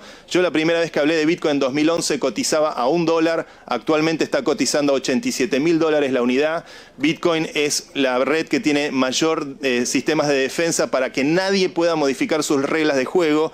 Y cuando digo nadie, digo ni el Estado chino, ni el Estado norteamericano, ni el Estado ruso. No hay potencia en el mundo que pueda modificar las reglas de juego de Bitcoin, y justamente esa es la gran oportunidad que tiene un Estado como el argentino, tal vez de poder seguir los pasos que hizo El Salvador, pero siendo un país G20 con muchísima más relevancia económica a nivel mundial, o tal vez siguiendo los pasos que el propio Donald Trump ha planteado de hacer una reserva estratégica de Bitcoin para los Estados Unidos. Argentina no tiene ni siquiera que salir a comprar el Bitcoin. Podría usar un recurso inteligente como vaca muerta para poder minar ese Bitcoin usando el gas de venteo o desperdicio energético que hoy no se usa para nada. Tenemos realmente los recursos como para poder hacer decisiones inteligentes con esta economía que permitan robustecer nuestras finanzas públicas y que permitan darle a la Argentina soberanía, que no seamos un país tan dependiente tal vez del petrodólar, que es el nombre completo del dólar estadounidense.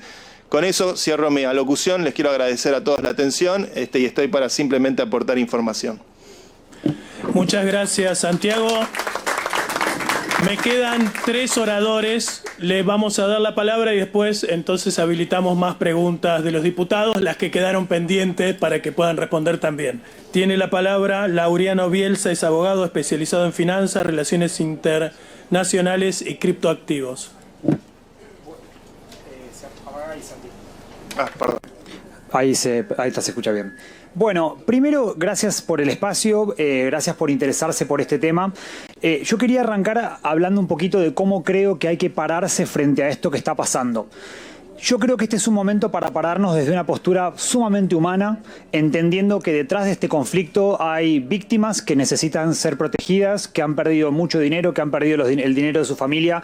Hay empresas que se han endeudado en esta moneda creyendo que era un instrumento de financiamiento, que ahora están en un problema muy grande. Además, hay una industria gigante que representa decenas de empresas en todo el país, quizás decenas de miles de puestos de trabajo de alto valor agregado, cuya credibilidad se puso en juego por esta maniobra fraudulenta que se llevó a cabo desde lo más alto del gobierno nacional. La primer tarea de todos los representantes del pueblo argentino, desde mi punto de vista, es cuidar a todas esas personas. En segundo lugar, creo que es muy importante no hacer de esto otro escenario más de lucha de políticos contra políticos. Creo que nadie quiere ver eso, todos queremos ver cómo las instituciones del Estado se adaptan veloz y ágilmente para resolver un problema de la vida real que hoy aqueja a miles de ciudadanos de la Argentina. No hay nada provechoso a sacar de pelearse por un tema que todavía muchos no entienden. Y ahí viene lo tercero, lo más importante. Esta es una gran oportunidad, como dijo Mariano, para que se interioricen de verdad en este tema y en otros temas vinculados con tecnología. Yo sé que estamos todavía todos bajando del primer rush de adrenalina que tuvimos de estar una semana pegados al teléfono. Imagínense el tiempo que hubiera llevado esto si hubiera sido una licitación normal, pero gracias a Dios tenemos a la tecnología blockchain que nos permite tener acceso a muchísima información muy rápidamente. Sin embargo, este tema va a durar mucho, no es algo que ya se terminó. Vamos a hablar de esto durante meses y luego habrá otros problemas y luego habrá otra tecnología que generó problemas nuevos y en algún momento deberemos adaptarnos a vivir entre robots y allí tendremos que estar entrenados para responder a los problemas nuevos que se presenten. Luego de eso, les quiero decir, yo pensé mucho cuando venía para acá qué podía aportar, porque sabía que había una mesa con muy alto contenido técnico-tecnológico, y yo soy un entusiasta de este tema, he estudiado mucho de este tema, pero mi educación formal es como abogado, entonces pensé que podía aportar un poco de claridad en relación a cómo entender este tema jurídicamente, porque a causa del desconocimiento y de que entender este tema y encuadrarlo jurídicamente requiere cruzar varias disciplinas, me parecía útil hacer ese aporte. En primer lugar, quisiera hablar en términos civiles y patrimoniales, que es lo primero que debería preocuparnos. Acá hay un menoscabo patrimonial muy claro y me parece que la forma más clara de entenderlo es asimilando el lanzamiento de esta criptomoneda a una emisión de acciones por parte de una empresa. Hay que entender que detrás de Libra hay un equipo de trabajo que podríamos definir generosamente como una empresa que lanzó un producto digital, que en este caso son las criptomonedas Libras, que serían asimilables a las acciones de su empresa, bajo una propuesta de valor. Esa propuesta de valor era financiar a las empresas pequeñas y medianas argentinas que no tienen acceso al crédito. Al pensarlo como una emisión de acciones, eso nos da la pauta de cómo puede resolverse este problema en términos patrimoniales, y es pensarlo como una quiebra fraudulenta. Hay un antecedente en Estados Unidos, que es el antecedente FTX, que si bien no era una criptomoneda sino un exchange, sí es interesante porque es el primer caso en el que el gobierno estadounidense toma una empresa muy fuerte vinculada con criptoactivos y la somete a un proceso jurisdiccional clásico, en el cual al día de hoy están entregándose de manera muy ordenada. Se convocó a los acreedores para que demuestren sus créditos, se hizo un proceso judicial en el cual se permitía hasta presentarse por internet sin la necesidad de ir a Estados Unidos para hacer el juicio, y al día de hoy se están repartiendo los activos que quedaron alojados en las arcas de la empresa, con la particularidad de que este shutdown, esta incautación por parte del gobierno de Estados Unidos se dio en un contexto de baja de las criptomonedas que ahora, un par de años después, subieron, lo cual hace felizmente que aparentemente alcancen los fondos para resarcir a todos los acreedores. Luego, entendiendo eso, hay una responsabilidad patrimonial y vamos a tener una seria preocupación en relación a que esa responsabilidad patrimonial no se extienda del presidente de la Nación como difusor de esto al Estado argentino. Ahí va a haber una tarea muy fuerte que hacer ante los organismos jurisdiccionales para intentar separar al país de esa situación. En segundo lugar, hay que hablar un poco en términos penales. En términos penales hay un artículo que encuadra muy claramente esto sin la necesidad de meter mano a, digamos, una nueva normativa, que es la estafa. La estafa tiene tres componentes típicos muy claros, que son la existencia de un ardido engaño, que desde mi punto de vista se configura cuando hay una promesa de valor, que es financiar empresas, y un instrumento que es inidóneo para eso. No había una funcionalidad dentro de la criptomoneda Libra que permitiese analizar proyectos, que los tenedores de esa criptomoneda voten soberanamente a dónde tenían que ir esos fondos. Eso no existía, por ende era una herramienta que no estaba capacitada técnicamente para hacer lo que prometían que debía hacer. Ahí está el ardido engaño. Tiene que haber una disposición patrimonial, una desapoderación del patrimonio de las víctimas. Eso sucede en el momento en el que las víctimas ponen plata, compran la criptomoneda y se quedan sin su dinero. Y tiene que haber un menoscabo patrimonial que se configura cuando la gente va a cambiar sus monedas y la plata no está. Está claro, ¿no? Digo, ahí está el menoscabo patrimonial. Acá está muy claro que es Milei quien efectúa el engaño, pero lo que no está claro es si hay o no una autoría mediata a través de Milei. Y eso va a ser responsabilidad de la justicia determinarlo, que es la única que va a poder acceder sistemáticamente al 100% de la información. Por eso creo que acá la blockchain es accesoria al acto jurídico central, que es una estafa. Acá el problema no es la tecnología, son los estafadores. En tercer lugar, simplemente para hacer un comentario administrativo al respecto, la ley de ética pública en su artículo 2 habla muy claramente de que la obligación de todo funcionario público es velar por el bienestar general y no particular. Eso es un primer elemento muy claro. Hay un segundo inciso, que es el inciso G, que habla de no usar las instalaciones públicas para un beneficio personal. Acá hay que decir que Milei hizo este tuit desde la cuenta oficial del presidente de la Nación con la verificación gris, que dice que se le otorga solamente a autoridades gubernamentales. O sea, hizo uso de su cuenta oficial de Twitter. En su entrevista guionada con Jonathan Viale, él dice que en realidad es su cuenta personal. Bueno, no es lo que dice X, ni es la verificación con la que cuenta. Y ahí hay otro comentario también para hacer que me parece importante, porque en esa misma entrevista Milei dice que en realidad él al llegar a Casa Rosada siguió actuando como el mismo Javier de siempre, más el mismo Javier de siempre en una entrevista 2 años antes dijo que él sus opinions las cobraba porque consideraba que era lo correcto e ideológicamente le parecía bien, y bueno, él estará en su derecho de hacerlo y también deberá defenderse y explicar si en este caso también actuó como el viejo Jabo en esta cuestión y cobró o no por esa opinión, porque eso agravaría sustancialmente su situación.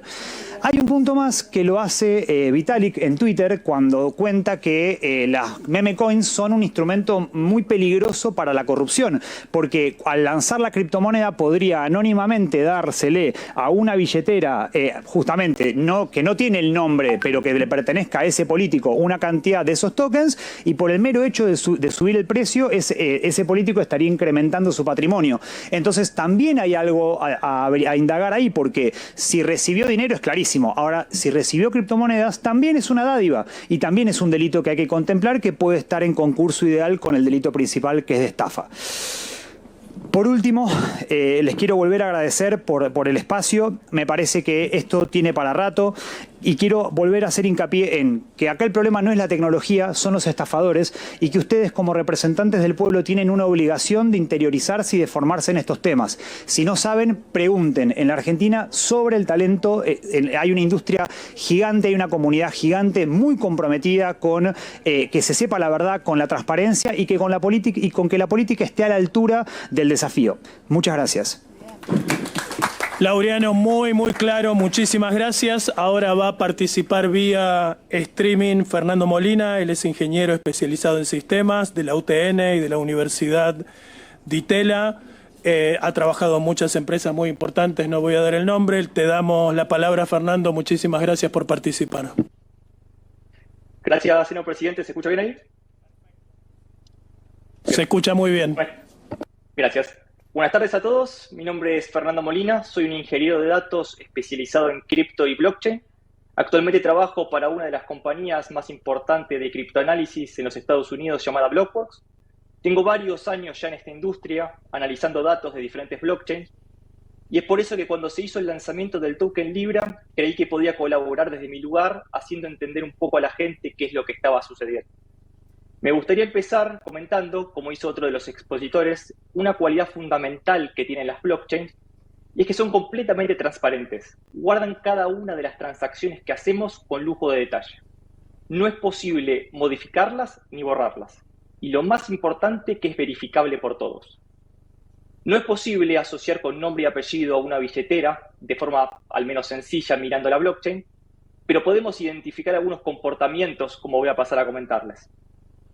Creo que en estos días escuchamos varias definiciones sobre qué es una meme coin, así que no voy a aburrirlos con eso, pero sí me gustaría mencionarles un nuevo término que está un poco de moda en este último tiempo, y tomando un poco lo que mencionaron los otros expositores, que son las celebrity coins. Son un derivado de las meme coins y son tokens que representan a una persona o a un grupo famoso más que un meme. Obviamente el caso más resonante es el de Trump y su esposa Melania, pero hay infinidad de casos. Hubo uno muy particular que es el de Hailey Welch, una norteamericana que se hizo famosa por una frase graciosa que hizo en un TikTok, se hizo muy conocida en poco tiempo y lanzó su propia meme coin o celebrity coin.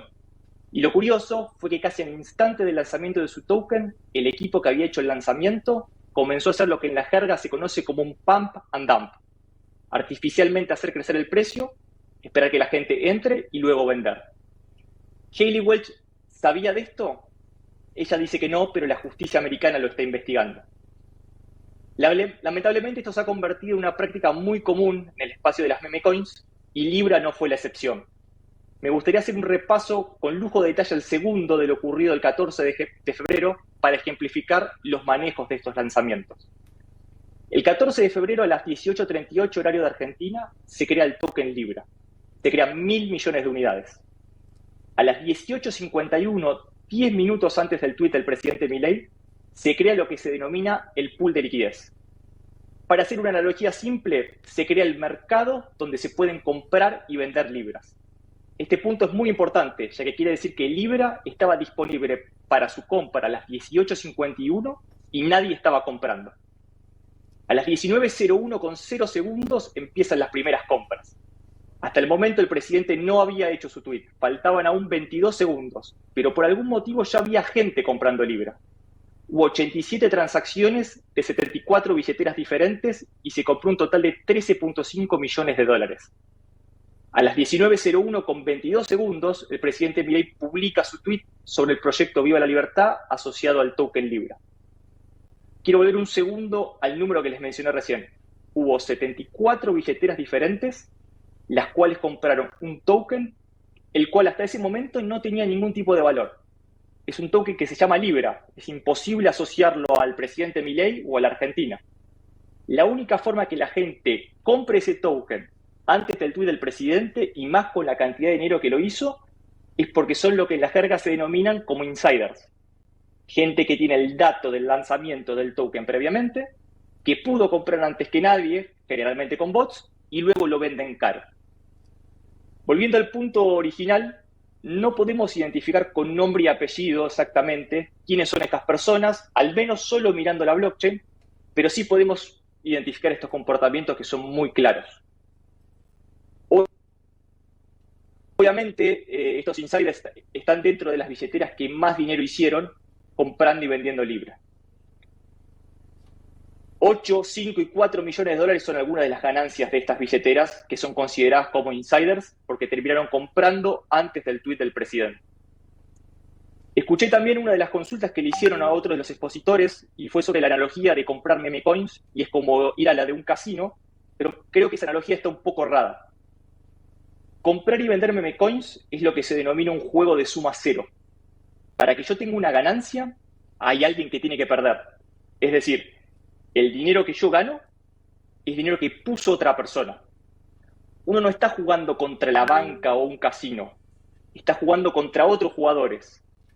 Probablemente una analogía un poco más acertada sea la de una partida de póker o de truco. El problema es que, como les acabo de mencionar, uno está jugando contra la gente que sabe cuáles son las cartas que van a salir, básicamente.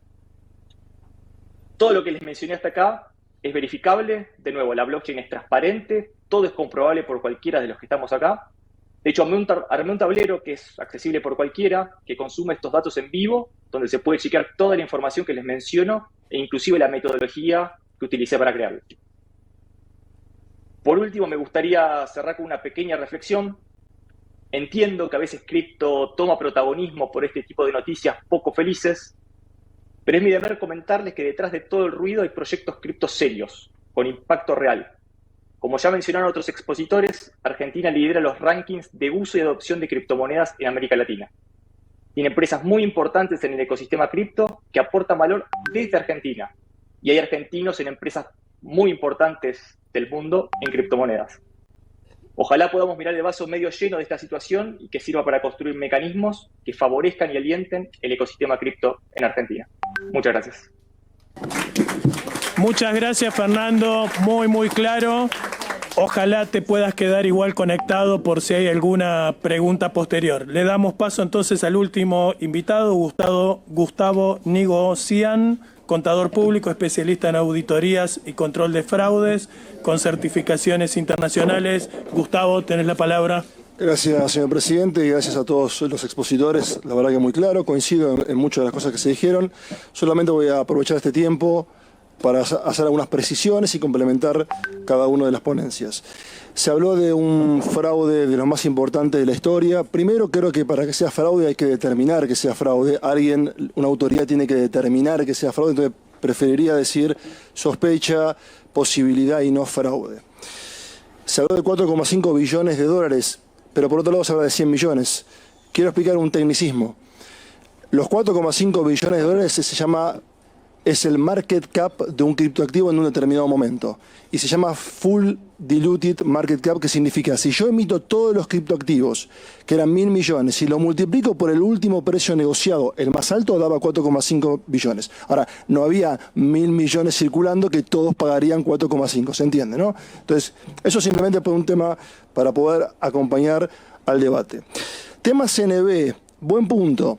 Ahora, esto no es un valor negociable y esto hace poquito se discutió y mucho tiempo en Estados Unidos con el tema de XRP. Invito a los diputados a interiorizarse sobre XRP, que finalmente la SEC, que como bien dijo el colega es el equivalente a la Comisión Nacional de Valores, determinó que no son obligaciones negociables, mejor dicho, no son valores negociables, porque hay una prueba que falla que significa lo siguiente: cuando alguien emite una acción, la persona que lo compra tiene una expectativa de ganar plata a través de ese tercero que emite esa acción, ¿correcto? Acá no hay expectativa de que gane plata la persona que estaba comprando Libra o cualquier otro criptoactivo.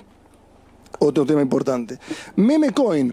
Bueno, acá podemos discutir un montón de tiempo, es sumamente apasionante. Yo cuando veo el tweet y veo que era para el financiamiento de proyectos de pymes, me pareció interesante. O sea, uno puede tokenizar el financiamiento. Me fijo un poquito más, no veo un white paper. ¿Qué es el white paper? Lo que me determina cómo se produce ese financiamiento. Coincido que faltó eso. Ahora, no puedo sospechar que es un meme coin. Dijeron que Donald Trump no era presidente. Donald Trump era presidente electo, todavía no había asumido y había promocionado la meme coin. A mí no me gustan las meme coin, me parecen ridículas. Ahora, que haya un proyecto para financiar pymes me parece sumamente importante y no debería romperse el ecosistema cripto por esta cuestión que tenemos que terminar de corroborar si fue o no una estafa. Damnificados. Bueno, yo realmente tenemos que ver qué tipo de inversores entraron acá. Personalmente traté de comprar. Tardé 1 hora y media para comprar. Lo que estaba publicado era un link a una página web que dicen que se creó horas antes. Eso no tiene nada que ver con una estafa. Lo que también publicaron es un contrato inteligente. Les comento, un contrato inteligente es un código de programación que está en la blockchain que define las reglas de emisión de los tokens, cómo se transaccionan y justamente cómo se emiten.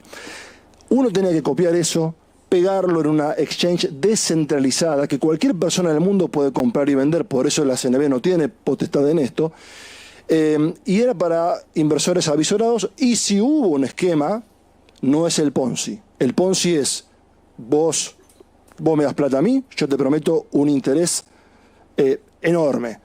Una vez, ¿y cómo lo financio? Con la plata de otro, que también le digo lo mismo, la misma promesa, y le pago con ese capital el interés al que le prometí, un interés que no existe. Así que no es tampoco Ponzi. Sí puede ser un tema de bots, que por supuesto hay que investigar, pero hay que ver también las responsabilidades que le atañen a la persona que lo publicita. Para mí hay buenas intenciones en publicitarlo, sí falta la instrumentación adecuada para que eso se lleve a cabo. Y ahí propositivamente voy a una propuesta.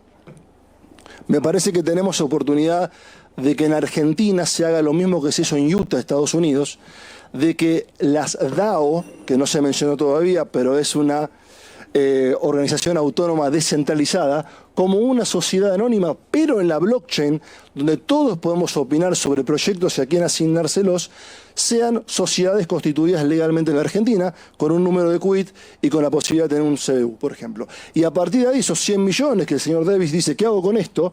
Bueno, se vuelquen, por supuesto con las investigaciones pertinentes, ¿no? que sean pertinentes, se vuelque y se pueda financiar esos proyectos realmente con el necesario accountability y la rendición de cuentas sobre ese dinero.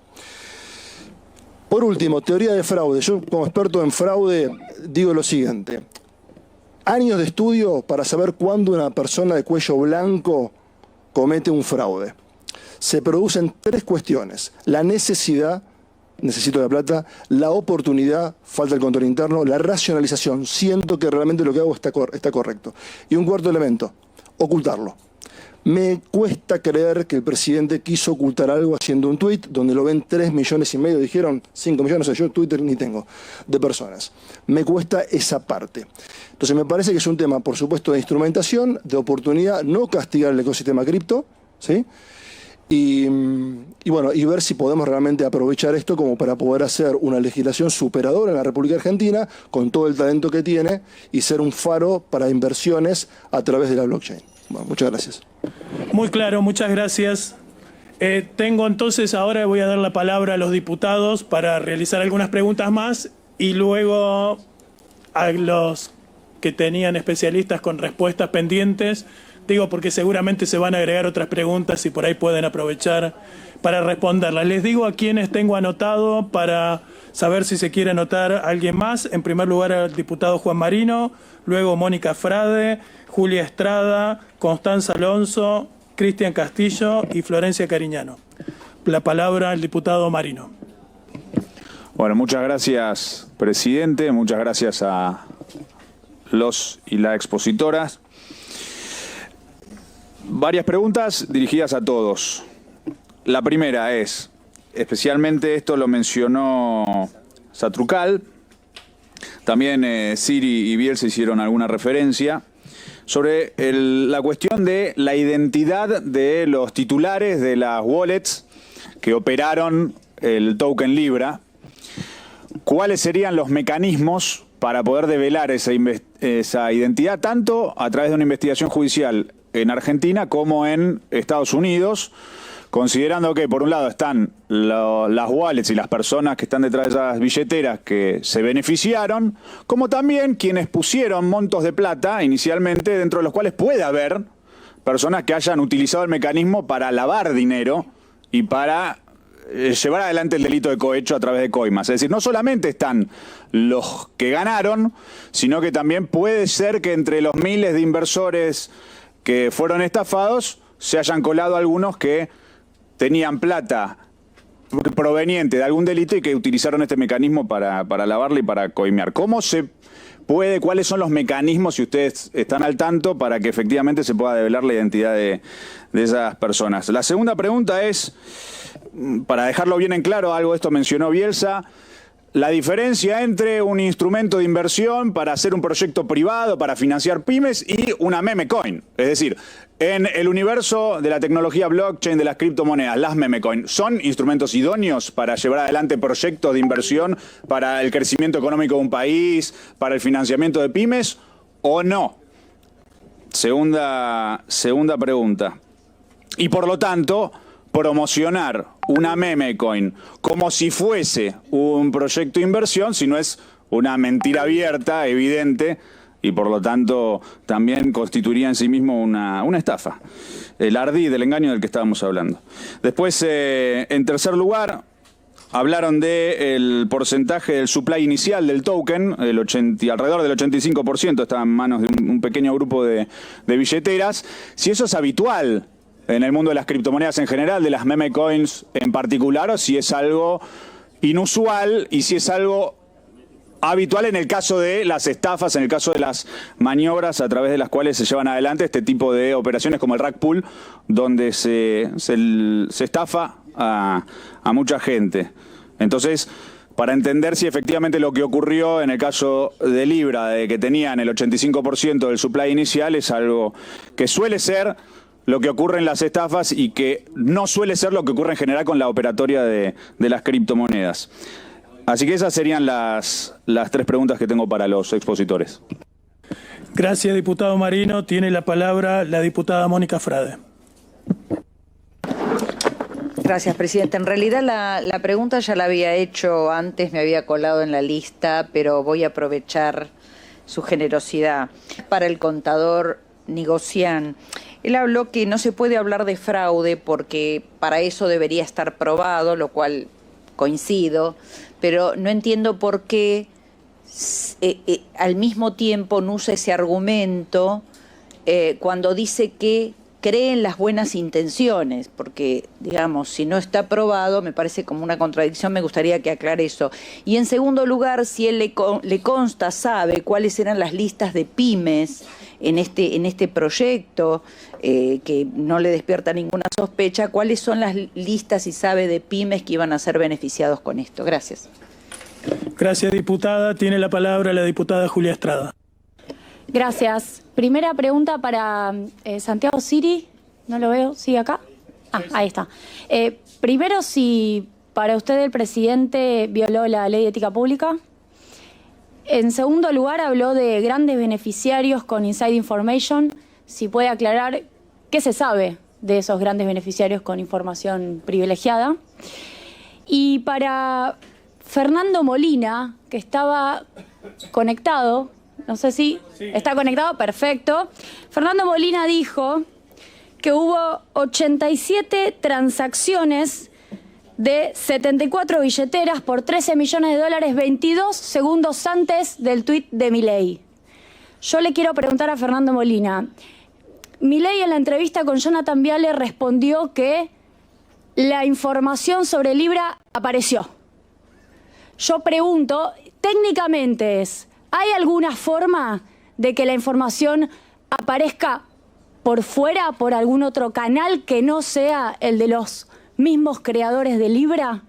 ¿Puede haber el presidente Milei obtenido la información de un canal público que no sea el de los que crearon la moneda? Esa es la pregunta para Fernando Molina. Gracias. Gracias, diputada. Tiene la palabra para preguntar la diputada Constanza Alonso. Muchas gracias, señor presidente. Hay algunas preguntas que quizás ya han respondido los expositores, pero que me parece que lo que abunda no daña, y en todo caso son respuestas bastante concisas, casi que por sí o por no. Así que avanzo. Bueno, la primera puede ser para Guido, para Mariano, que es la cotización de Libra. ¿Hubiera podido alcanzar el valor que alcanzó, es decir, escalar de la forma en la que escaló en el poco margen de tiempo, si no hubiera existido el tuit del presidente Milei? Es decir, ¿hay algún antecedente de otras inversiones que escalen de esta manera sin haber mediado una recomendación del peso que tiene la recomendación de un jefe de Estado, sobre todo caracterizado como un economista prestigioso y demás en muchas partes y por muchos actores del mundo como Javier Milei? La segunda pregunta puede ser para Santiago o también para Fernando Molina.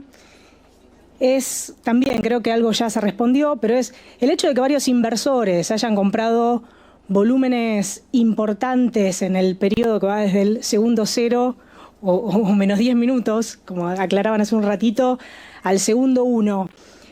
¿Los conduce a pensar que jugaron con las cartas marcadas o que tuvieron algún tráfico de información anticipadamente?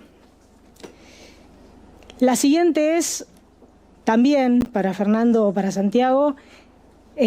Habida cuenta de que el presidente Milei difundió o promocionó, como preferimos nosotros pensar, la inversión de Libra como una forma de financiar a las pymes argentinas, pero que luego, 2 o 3 días después, el mismo presidente Milei, y me permito abrir comillas en una entrevista cierro comillas, dijo que, o caracterizó a la inversión de inversiones como las de Libra como aquellos que juegan a la ruleta rusa y les toca la bala. ¿Ustedes consideran que la forma que usó Milei para difundir o promocionar esta inversión fue engañosa adrede? La siguiente, para Laureano Bielsa, que es abogado. La revista Forbes ayer afirmó que esta criptoestafa, encabezada por Javier Milei, es el mayor robo de cripto de la historia. ¿Ustedes están de acuerdo con esta afirmación? ¿Conocen algún antecedente que haya superado los montos que estamos discutiendo en este momento? También para Laureano, recientemente se conoció en el día de hoy que la Fiscalía Española, en conjunto y en coordinación con la Fiscalía Europea, van a investigar las posibles actuaciones fraudulentas de Javier Milei con respecto a esta criptoestafa. ¿Ustedes creen que puede haber una escalada en tribunales internacionales, en tribunales extranjeros con este tema? Y la última, también para Laureano y para cerrar, ¿usted considera que el presidente Milei es partícipe necesario de una estafa? Muchas gracias. Gracias, diputado Alonso. Tiene la palabra para preguntar el diputado Cristian Castillo. Sí, la primera para Fernando Molina, que él nos dio el dato de la cantidad de billeteras y de transacciones que se hicieron previo al tuit de Milei. Si tiene el dato de cuánto se hizo después del tuit de Milei. O sea, había algo que se había hecho previamente con información privilegiada según lo que él afirmó. Bueno, ¿cuánto incidió entonces en la cantidad de transacción y todo el tuit de Milei? Digo, si está ese dato, que me parece relevante para saber algo que todos intuimos, de que sin tuit de Milei no había esto. Segundo punto, para Bielsa, sí, que digo en su carácter de abogado, sí la intervención del presidente configura o no un delito desde su punto de vista. Es decir, partiendo de que Milei tuvo toda una serie de reuniones con los que lanzaron la moneda previamente, esto está bastante detallado, y donde sin la intervención directa de Milei no había la posibilidad del negocio. Y partiendo también de que Hayden Davis, ¿por qué hacía el hecho? Lo hacía para obtener un beneficio personal. Entonces la intervención de Milei fue decisiva para que Hayden Davis y otro tuvieran un beneficio personal.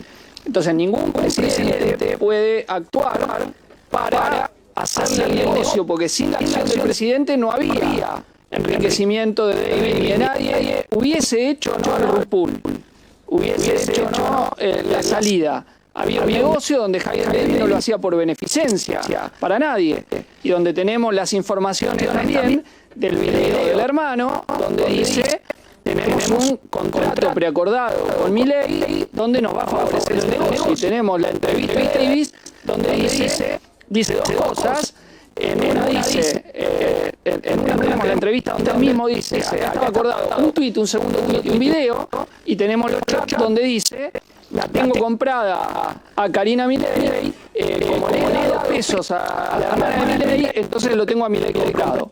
Digo, son cuestiones abrumadoras. Y recuerdo el dato de hoy: Cositorto, 16 años en Goya. Cositorto, 16 años en Goya. Cositorto no era presidente, no era funcionario público, quería llegar a presidente, según dice en el documental. Quería montar una estafa con SOE y todo el negocio. Auspició a varios diputados, ¿no? Con SOE. No nos olvidemos. Quería montar un negocio para llegar a presidente, lo dice en el documental que hemos visto. Pero no llegó. 16 años sin ser presidente. Siendo presidente, bueno, hicieron también y hay otro de los expositores, Santiago también, si puede dar su punto de vista al respecto. Gracias. Gracias, diputado Castillo. Tiene la palabra la diputada Florencia Cariñano. Gracias, señor presidente. Al Fernando. Fernando, ¿no? El último que respondieron. Sí, perdón. Usted dijo que esto no estaba tipificado, que sería una estafa, pero después también hablaron muchos especialistas diciendo que este tipo de estafa ya había sido realizada por varios famosos, o sea que a lo mejor es una nueva modalidad de estafa, digo, no tiene que ser lo que nosotros conocemos como una estafa, porque digo, varios famosos hicieron esto y terminaron en el mismo resultado, estafando gente. En este caso, famosos, influencers o algún expresidente o presidente. Digo, este fue uno de los casos. Eso no amerita ver que a lo mejor estamos ante un nuevo tipo de estafa que no tiene que tener los mismos precedentes que las anteriores. Después, a Santiago o a Fernando. Esto es desde la ignorancia, ¿no? A mí yo he hablado con muchas personas que operan en el mundo y me decían, no es tan fácil acceder a esta plataforma para comprarla. No cualquiera que opera en esto pudo hacerlo. De hecho, creo que uno de ustedes dijo que estuvo 1 hora y media. Entonces, la compra de esta cripto o de Libra, la realizaron en general personas que viven en otro país, en Estados Unidos, por lo que hemos podido leer. ¿A qué no argentinos han sido, por lo que vimos o leímos, pocos los argentinos que pudieron realizar este tipo de operaciones? ¿A qué se debe que los creadores eran estas personas que todos conocemos por los medios? ¿Qué es lo que tenían la información y la fueron difundiendo?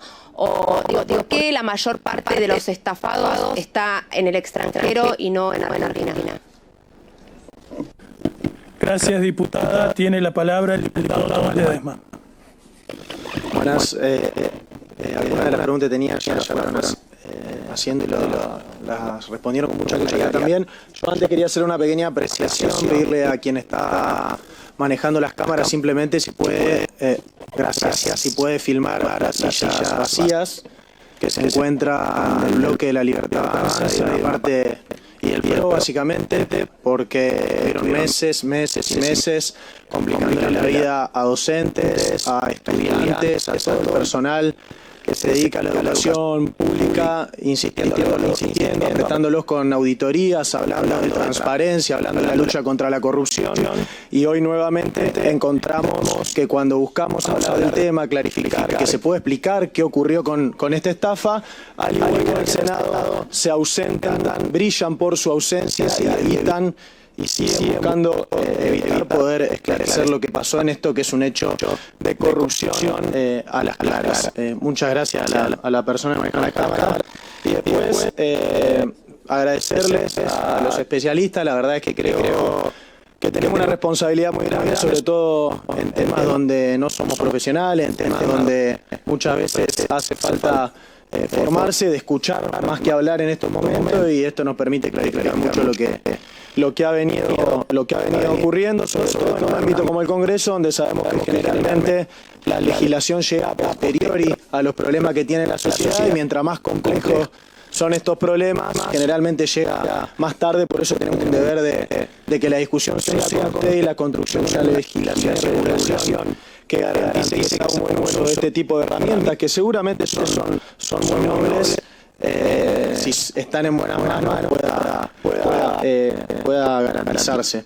Simplemente preguntar, haciendo un recorrido jurídico rápido, nos encontramos con posible fraude, publicidad engañosa, uso de información privilegiada, malversación de fondos, omisión a las valoraciones de la Comisión Nacional de Valores, abuso de poder. Obviamente todo esto enmarcado en el rack pool que vimos en torno a la efectivamente estos delitos potencialmente pueden ser una realidad con la actitud del presidente, y también que nos puedan aclarar si lo conocen, si creen que con alguna de las legislaciones comparadas de otros países en esta temática esto ya hubiese sido resuelto de una manera mucho más clara, porque las pruebas son contundentes. Muchas gracias. Gracias, diputado Ledesma. Me dice la diputada Cariñano que le faltó una pregunta. Sí, me faltó a Santiago Siri. Cuando, Santiago, comentaste que habías pedido la entrevista para que esta persona que dijiste que era como el Messi de las criptomonedas, ¿se la pediste a Karina Milei o a quién fue? Gracias, diputada. Tiene la palabra. Me quedan 3 diputados para preguntar y ya vamos con las respuestas. Diputado Leopoldo Morón. Sí, gracias. Es una pregunta exclusivamente dirigida a Santiago Siri. Cuando este personaje, Hayden Davis, insiste que la Argentina tiene a su disposición 100 millones de dólares de esta operación, digamos, para decirlo en términos claros, ¿dónde están depositados esos 100 millones de dólares que están a disposición de la Argentina? ¿En cuentas? Si están depositados en cuentas, si esas cuentas están identificadas, cómo están identificadas. Para nosotros es relevante tener esa información si es que existe la posibilidad de tenerla. Gracias, diputado Morón. Tiene la palabra la diputada Vanina Biasi. Gracias, presidente. Un par de consideraciones. Primero, la pregunta yo antes había consultado al respecto de las disposiciones de la Comisión Nacional de Valores con respecto a los menores de edad y la posibilidad que tienen de abrir billeteras virtuales y compañía. Acá hemos discutido en este Congreso muchas cosas que tienen que ver con nuestra juventud y lamentablemente todas esas cosas están vinculadas a tomar a jóvenes como potenciales consumidores de este tipo de prácticas financieras o como delincuentes. Son las dos maneras en que el